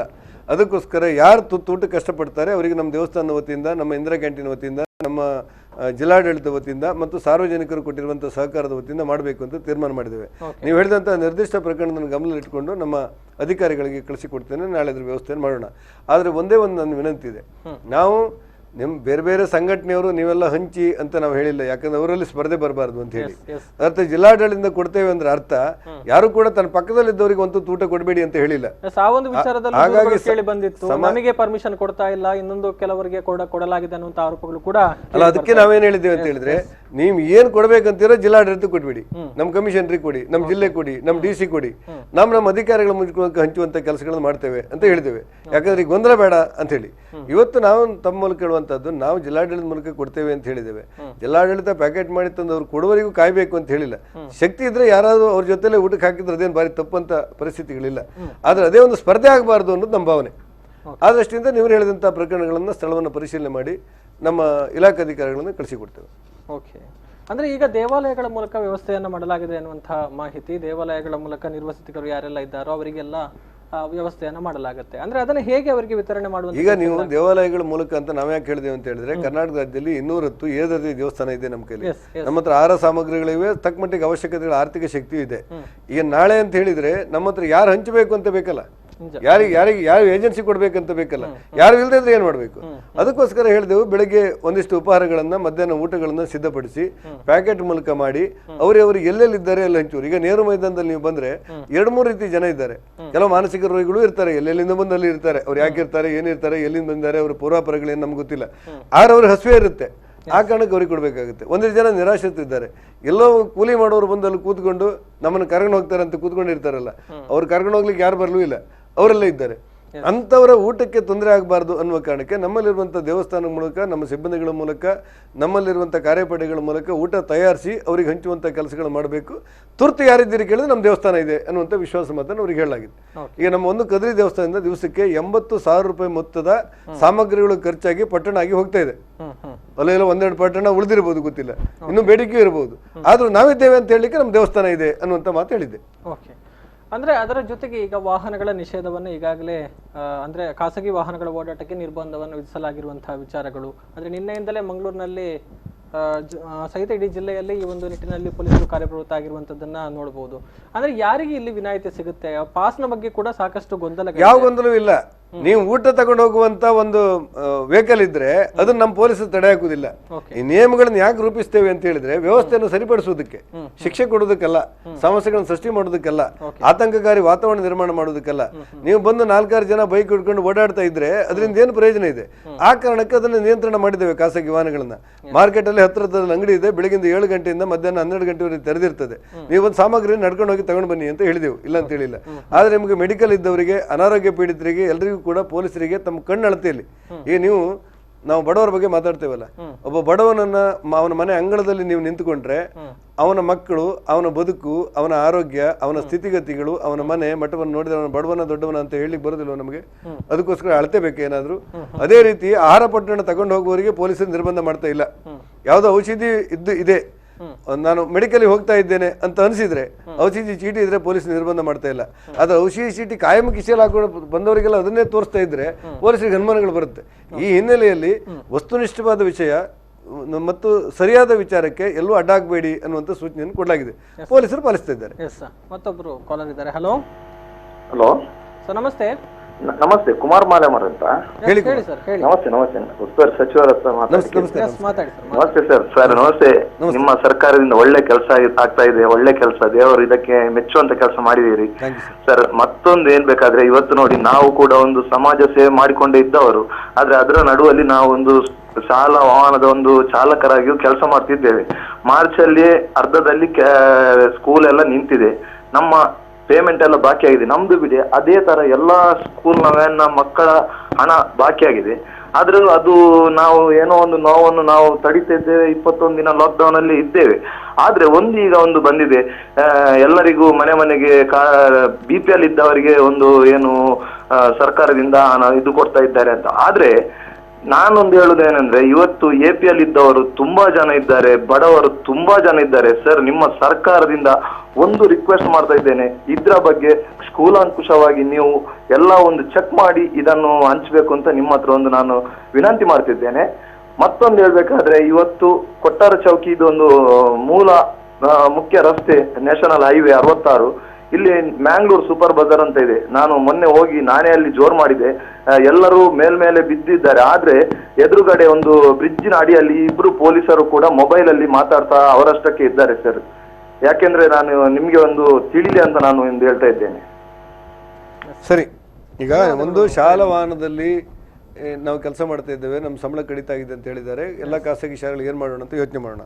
ಇನ್ನೊಂದು ಅವ್ರು ಹೇಳ್ತಾ ಇರೋದು ಮಂಗಳೂರು ಸೂಪರ್ ಬಜಾರಲ್ಲಿ ಜನ ಮುಗಿಬಿದ್ದಿದ್ದಾರೆ, ಪೊಲೀಸರು ನಿಂತ್ಕೊಂಡಿದ್ದಾರೆ ಅಂತೇಳಿ ಕಮಿಷನ್ಗೆ ಸೂಚನೆಯನ್ನು ಕೊಡಲಾಗುತ್ತೆ. ಮತ್ತು ಮುಖ್ಯವಾದ ವಿಚಾರ ಅವ್ರು ಹೇಳಿದ್ದೇನೆ ಅಂತ ಹೇಳಿದ್ರೆ, BPL ಬಡವರು ಇದ್ದವ್ರಿಗೆ ನೀವು ಅಕ್ಕಿ ಕೊಡ್ತಾ ಇದ್ದೀರಿ, ಕೆಲವರು APL ಇದ್ರು ಕೂಡ ಅವ್ರು ಬಡವರಾಗಿದ್ದಾರೆ, ಅವ್ರನ್ನ ಹುಡುಕಿ ನೀವು ಕೊಡ್ತೀರಾ ಅಂತ ಕೇಳಿದ್ದಾರೆ. ನಮ್ಮ ವಿಲೇಜ್ ಅಕೌಂಟ್ ಮೂಲಕ ಹುಡುಕ್ತಾ ಇದ್ದೇವೆ ಅಂತ 6,000 ಕಿಟ್ಗಳ ವಿತರಣೆಯನ್ನು ಈ ಜಿಲ್ಲೆಯಲ್ಲಿ ಮಾಡಿದ್ದೇವೆ. ಇನ್ನೂ ಅಗತ್ಯ ಇದ್ರೆ ಮಾಡ್ತೇವೆ. ಅವ್ರಿಗೆ ಗೊತ್ತಿರುವಂಥ ಯಾವ್ದಾದ್ರು ವಿಚಾರಗಳಿದ್ರೆ ನನಗೆ ಅಥವಾ ನಮ್ಮ ಅಧಿಕಾರಿಗಳಿಗೆ ಅಥವಾ ನಮ್ಮ ಹೆಲ್ಪ್ ಲೈನಿಗೆ ಫೋನ್ ಮಾಡಿ ಹೇಳ್ಬೋದು. ಓಕೆ, ಅಂದ್ರೆ ಅವರಿಗೆ ಬೇಕಾದಂತಹ ವ್ಯವಸ್ಥೆಗಳನ್ನು ಕೂಡ ಮಾಡಲಾಗುತ್ತೆ. ಒಟ್ಟು ನಾನು ತಮ್ಮ ಮೂಲಕ ವಿನಂತಿ ಮಾಡ್ತೇನೆ, ಎಲ್ಲವೂ 100ಕ್ಕೆ 100 ಸರಿ ಮಾಡಿದ್ದೇವೆ ಕೇಳಿದ್ರೆ ನಮ್ಮಲ್ಲಿ ಆ ವಾತಾವರಣಗಳು 100ಕ್ಕೆ 100 ಸರಿ ಅನ್ನುವಂಥ ಕೆಲಸಗಳು ನಮ್ಮಲ್ಲಿಲ್ಲ. ಯಾಕಂದ್ರೆ ನಮ್ಗೆಲ್ಲರಿಗೂ ವ್ಯವಸ್ಥೆ ಇದು. ಆದರೆ ಒಂದೊಂದು ವಿಚಾರಕ್ಕೂ ಕೂಡ ಕೂಲಂಕುಷವಾದ ಪರಿಶೀಲನೆ ಮಾಡ್ತೇವೆ, ಅಧಿಕಾರಿಗಳನ್ನು ನೇಮಕ ಮಾಡ್ತೇವೆ, ನಮ್ಮ ಕೈಲಾದಂಥ ಎಲ್ಲ ಸಹಕಾರವನ್ನು ಕೊಡ್ತೇವೆ. ನಮ್ಮೆಲ್ಲ ಜನಪ್ರತಿನಿಧಿಗಳು ಕೆಲಸಗಳು ಮಾಡ್ತಾ ಇದ್ದಾರೆ, ಎಲ್ಲ ಪಾರ್ಟಿಯ ಜನಪ್ರತಿನಿಧಿಗಳು ಕೆಲಸಗಳು ಮಾಡ್ತಾ ಇದ್ದಾರೆ. ಡೋರ್ ಟು ಡೋರ್ ಮನೆಗೆ ಡೋರ್ ಡೆಲಿವರಿ ಮಾಡಬೇಕು ಅನ್ನುವಂಥ ಯೋಜನೆ ಹಾಕೊಂಡಿದ್ದೇವೆ ನಮ್ಮ ನಗರದಲ್ಲಿ ಆದರೂ ಕೂಡ. ಹಾಗಾಗಿ ನಮ್ಮ ನಗರ ಪಾಲಿಕೆ ಸದಸ್ಯರಿದ್ದಾರಲ್ಲ, ಅವ್ರ ಹತ್ರ ಹೋಗಿ ನಿಮ್ಮ ಯಾರ್ಯಾರಿಗೆ ಬೇಕು ಸಾಮಗ್ರಿಗಳ ಪಟ್ಟಿ ತನ್ನಿ, ಅಂಗಡಿ ಕೊಡಿ, ಅಂಗಡಿಯವ್ರ ಮೂಲಕ ಡೋರ್ ಡೆಲಿವರಿ ಮಾಡಿ ಅಂತ ಹೇಳ್ತಾ ಇದ್ದೇವೆ. ಅದನ್ನೇ ನಮ್ಮ ಗ್ರಾಮ ಪಂಚಾಯತಿಯಲ್ಲಿ ಮಾಡುವಂಥ ಕೆಲಸಗಳು ಮಾಡ್ತಾ ಇದ್ದೇವೆ. ಒಟ್ಟಾರೆ ಕುಡಿಯುವ ನೀರಿನ ಸಮಸ್ಯೆಗಳು ಬಂದಾಗ ಅಲ್ಲಿ ಸ್ಪಂದನೆ ಮಾಡುವಂಥ ಕೆಲಸಗಳಾಗ್ತಾ ಇದೆ. ನಾವು ಮಾಡಿದ್ದೇವೆ ಅಂತ ಹೇಳಿದ್ದಲ್ಲ, ನಾವು ಮಾಡ್ಲಿಕ್ಕೆ ಪ್ರಯತ್ನ ಮಾಡ್ತಾ ಇದ್ದೇವೆ. ನಿಮ್ಮೇನಾದರೂ ಸಲಹೆ ಸೂಚನೆಗಳಿದ್ರೆ ಕೊಡಿ. ಎಲ್ಲರೂ ಈ ವ್ಯವಸ್ಥೆಗಳನ್ನು ಎಲ್ಲರೂ ಒಟ್ಟಾಗಿ ಒಂದಾಗಿ ನಾವು ಎದುರಿಸದೇ ಇದ್ರೆ ಈ ಕೊರೋನಾ ನಿಯಂತ್ರಣ ಮಾಡಲಿಕ್ಕೆ ಸಾಧ್ಯ ಇಲ್ಲ ಅಂತ ಅನಿಸ್ಬಿಡುತ್ತೆ. ಆ ಕಾರಣಕ್ಕೆ ನಮ್ಮಲ್ಲಿ ಇದನ್ನೇನಾದರೂ ತಡೆಯುವ ಶಕ್ತಿ ಇದ್ದರೆ ನಾವೇ ಸ್ವಯಂ ಪ್ರೇರಿತರಾಗಿ ಮನೆಯಲ್ಲಿದ್ದುಕೊಂಡು ಒಂದು ನಿರ್ದೇನ ವಾತಾವರಣವನ್ನು ಸೃಷ್ಟಿ ಮಾಡೋದ್ರ ಮೂಲಕ ಆ ವೈರಸ್ ಅನ್ನು ತಡೆಗಟ್ಟಲಿಕ್ಕೆ ನಮ್ಗೆ ಅವಕಾಶ ಮಾಡಿ ಕೊಡೋಣ ಅನ್ನುವಂಥ ವಿನಂತಿಯನ್ನು ತಮ್ಮ ಮೂಲಕ ಸಮಾಜಕ್ಕೆ ಮಾಡ್ತೇನೆ. ಎಸ್, ಅದರ ಜೊತೆಗೆ ಕಡೆಯದಾಗಿ ಒಂದು ಪ್ರಶ್ನೆಯನ್ನು ಕೇಳುವಂಥದ್ದು ಗಡಿ ವಿಚಾರಕ್ಕೆ ಸಂಬಂಧಪಟ್ಟ ಹಾಗೆ. ಏನು ಈಗ ಕಾಸರಗೋಡು ಮಂಗಳೂರು ಗಡಿಯನ್ನು ಬಂದ್ ಮಾಡಲಾಗಿದೆ, ಏನು ಕೇರಳ ಹೈಕೋರ್ಟ್ ಒಂದು ನಿರ್ದೇಶನವನ್ನು ಕೂಡ ಈಗ ಕೇಂದ್ರ ಸರ್ಕಾರಕ್ಕೆ ಮಾಡಿದೆ ಅನ್ನುವಂಥದ್ದು. ಸೊ ಮುಂದೆ ಏನಾಗುತ್ತೆ ಅಂದ್ರೆ ವದಂತಿಗಳಿಗೂ ಏನು ಮುಂದೇನೂ ಆಗುದಿಲ್ಲ. ಗಡಿಯನ್ನ ಯಾಕೆ ನಾವು ತಡೆದಿದ್ದೇವೆ ಅಂತ ಹೇಳಿದ್ರೆ, ಗಡಿಯನ್ನ ಯಾಕೆ ಭದ್ರಪಡಿಸಿದ್ದೇವೆ ಅಂತ ಹೇಳಿದ್ರೆ, ಗಡಿಯನ್ನು ಯಾಕೆ ಲಾಕ್ ಮಾಡಿದ್ದೇವೆ ಅಂತ ಹೇಳಿದ್ರೆ, ನಾವೀಗ ಇದನ್ನು ಓಪನ್ ಮಾಡಿದ್ರೆ ಅಲ್ಲಿ ಒಂದು ದಿವಸಕ್ಕೆ 36 ಪಾಸಿಟಿವ್ ಬಂದಿದೆ. ಅದನ್ನೇನಾದ್ರೂ ಮಂಗಳೂರು ಜಿಲ್ಲೆ ತಗೊಂಡು ಬರ್ಬೇಕಾದ್ರೆ ನಾವು ಓಪನ್ ಮಾಡ್ಬೇಕು ಅಂತ ಸ್ಥಿತಿ ಇದೆ. ನಾವು ಈಗ ನಿಮ್ಮ ಗ್ರಾಮದಲ್ಲಿ ನೀವಿರುವಂತಹ ಮನೆಯ ವಟಾರದಲ್ಲಿ ಎಲ್ಲಿಯಾದ್ರೂ ಒಬ್ಬರಿಗೆ ಕೊರೋನಾ ಪಾಸಿಟಿವ್ ಬಂದ್ರೆ ಇಡೀ ಗ್ರಾಮವನ್ನೇ ನಾವು ಲಾಕ್ ಮಾಡ್ತೇವೆ. ಯಾಕಂತ ಹೇಳಿದ್ರೆ ಅದು ನಿಯಂತ್ರಣ ಮಾಡ್ಬೇಕಂತೇಳಿ. ಕಾಸರಗೋಡಿನ ಬಗ್ಗೆ ಅಗೌರವಲ್ಲ, ಕೇರಳದ ಬಗ್ಗೆ ಮನಸ್ಸಲ್ಲ, ನಮ್ಮ ಜಿಲ್ಲೆಯನ್ನ ಸ್ವಾರ್ಥಕ್ಕಿಂತಲೂ ಹೆಚ್ಚಾಗಿ ಈ ಕೊರೋನಾವನ್ನ ತಡೆಯಲಿಕ್ಕೋಸ್ಕರ ನಾವು ತಲಪಾಡಿ ಗಡಿಯನ್ನು ಭದ್ರ ಮಾಡುವಂತ ಕೆಲಸಗಳನ್ನ ಮಾಡಿದ್ದೇವೆ. ಅಲ್ಲೋ ಇಲ್ಲೋ ಕೆಲವರು ಕೋರ್ಟಿಗೆ ಹೋಗಿದ್ದಾರೆ, ಅಲ್ಲಿರುವಂತಹ ಸಂಸದರು ಕೋರ್ಟಿಗೆ ಆಗಿದ್ದಾರೆ, ಯಾರು JP ಮೆಂಬರ್ ಕೋರ್ಟಿಗೆ ಹೋಗಿದ್ದಾರೆ, ಸುಪ್ರೀಂ ಕೋರ್ಟಿಗೆ ದಾವೆ ಹಾಕಲಾಗಿದೆ, ಹೈಕೋರ್ಟ್ ಕೊಟ್ಟಿರುವಂತಹ ಆದೇಶವನ್ನು ಗಮನಿಸಿದ್ದೇವೆ. ನಾವೇನು ಕರ್ನಾಟಕದವರು ಸುಮ್ಮನೆ ಕೈಕಟ್ಟಿ ಕೂತ್ಕೊಂಡಿಲ್ಲ. ನಮ್ಮ ನಳಿನ್ ಕುಮಾರ್ ಅವರು ಮತ್ತು ನಾನು ಮುಖ್ಯಮಂತ್ರಿ ಜೊತೆ ಮಾತಾಡಿದ್ದೇವೆ. ಮುಖ್ಯಮಂತ್ರಿಗಳಿಲ್ಲ, ಸರ್ಕಾರ ನಿಮ್ಗೆ ನೆರವಿಗಿದೆ, ನಿಮ್ಗೆ ಏನೇನು ಸಹಕಾರ ಮಾಡಬೇಕು ಅದನ್ನು ಮಾಡ್ತೇವೆ ಅಂತ ಹೇಳಿದ್ದಾರೆ. ಮತ್ತು ಸುಪ್ರೀಂ ಕೋರ್ಟಿಗೆ ಅತ್ಯಂತ ಅನುಭವಿ ವಕೀಲರ ಮೂಲಕ ಮರುಪ್ರಸ್ತಾಪನೆಯನ್ನು ಕೂಡ ಸಲ್ಲಿಸಿದ್ದೇವೆ. ನಾವು ನಮ್ಮಲ್ಲೇನು ಗೊಂದಲ ಇಲ್ಲ, ನಮಗೆ ವಿಶ್ವಾಸ ಇದೆ, ವಿನಾಕಾರಣ ನಮಗೆ ತೊಂದರೆ ಆಗುವುದಿಲ್ಲ ಅನ್ನುವಂಥ ವಿಶ್ವಾಸ ಇದೆ. ಹೊಸ ಆದೇಶವನ್ನು ಕೂಡ ಕೊಡಿಸಿದ್ದೇವೆ. ಕಟ್ಟುನಿಟ್ಟಾಗಿ ಗಡಿಯನ್ನು ಭದ್ರಪಡಿಸುವಂಥ ಕೆಲಸ ಮಾಡ್ತೇವೆ. ಜಿಲ್ಲೆಯ ಜನತೆಗೆ ನಿರಾಳವಾಗಿರಬೇಕು ಅಂತೇಳಿ ವಿನಂತಿ ಮಾಡ್ತೇನೆ. ಓಕೆ, ಈಗ ಮುಂದಕ್ಕೆ ಇರುವಂತಹ ಕಾರ್ಯಯೋಜನೆಗಳೇನು? ಈಗ ಸದ್ಯಕ್ಕೆ ಏನಾದರೂ ಮುಂದಕ್ಕೆ ತರಬೇಕಂತಿರುವಂತಹ ವಿಚಾರಗಳು ನಿಯಂತ್ರಣಕ್ಕೆ ತರುವಂತ ನಿಟ್ಟಿನಲ್ಲಿ ಇದನ್ನ ನಾವು ನೀವು ಎಲ್ಲರೂ ಒಪ್ಕೊಂಡಂತೆ ಇದನ್ನು ನಿಯಂತ್ರಣ ಮಾಡಬೇಕಾದ್ರೆ ಈಗಿರುವ ಸ್ಥಿತಿಯೇ ಮುಂದುವರಿಬೇಕು. ಹಾಗಾಗಿ ಜನರು ತಮ್ಮ ಮನೆಯಲ್ಲಿ ಇದ್ಕೊಂಡು ಇದಕ್ಕೆ ಬೇಕಾದಂಥ ಸಹಕಾರಗಳನ್ನು ಕೊಡಿ. ಸಮಸ್ಯೆಗಳು ಬಂದಾಗ ಜಿಲ್ಲಾಡಳಿತ ಮತ್ತು ರಾಜ್ಯ ಸರ್ಕಾರ, ಕೇಂದ್ರ ಸರ್ಕಾರ ಎಲ್ಲವೂ ಕೂಡ ನಿಮ್ಮ ಜೊತೆಯಲ್ಲಿ ಇದ್ದೇವೆ ಎನ್ನುವಂಥ ವಿಶ್ವಾಸಗಳು ನಿಮಗಿರಲಿ. ನಾವು ಮನೆಯಲ್ಲಿದ್ದಾಗ ನಮ್ಮೆಲ್ಲರ ಮನಸ್ಸೊಳಗಿದೆ ಏನಂತ ಹೇಳಿದ್ರೆ, ನಾವು ಒಂದು ರೀತಿಯ ಒಂದು ಜೀವನಕ್ಕೆ ಒಕ್ಕೊಂಡವ್ರು. ನಾವು ಮೊದಲೆಲ್ಲ ನಾವು 10, 20, 50 ವರ್ಷಗಳ ಕೆಳಗಿರುವಂಥ ಜೀವನಕ್ಕೂ ಇವತ್ತಿನ ಜೀವನಕ್ಕೂ ಅಂತರ ಇದೆ. ಇವತ್ತು ನಾವು ಐಷಾರಾಮಿ ಅಲ್ಲದಿದ್ರೂ ಕೂಡ ಒಂದು ಮಧ್ಯಮದ ಜೀವನ ಕಂಡುಕೊಂಡಿದ್ದೇವೆ. ಆದರೆ ನಾವು ಮಾನಸಿಕವಾಗಿ ಸಿದ್ಧರಿರಬೇಕು. ಈ ಕೊರೋನಾ ನಿಯಂತ್ರಣದವರೆಗೆ ಗಂಜಿಗೆ ಚಟ್ನಿಗೆ ಸೀಮಿತವಾಗಿ ಬದುಕನ್ನು ನಾವು ಕಲಿಬೇಕು ಅಂತ ನನ್ನ ವಿನಂತಿ. ಅರ್ಥ ಅದನ್ನೇ ನೀವು ತಿನ್ನಿ ಅಂತ ನಾನು ಹೇಳಿದ್ದಲ್ಲ, ಬೇರೆ ದಾರಿ ತೋರ್ತಾ ಇಲ್ಲ ಅಂದೆ.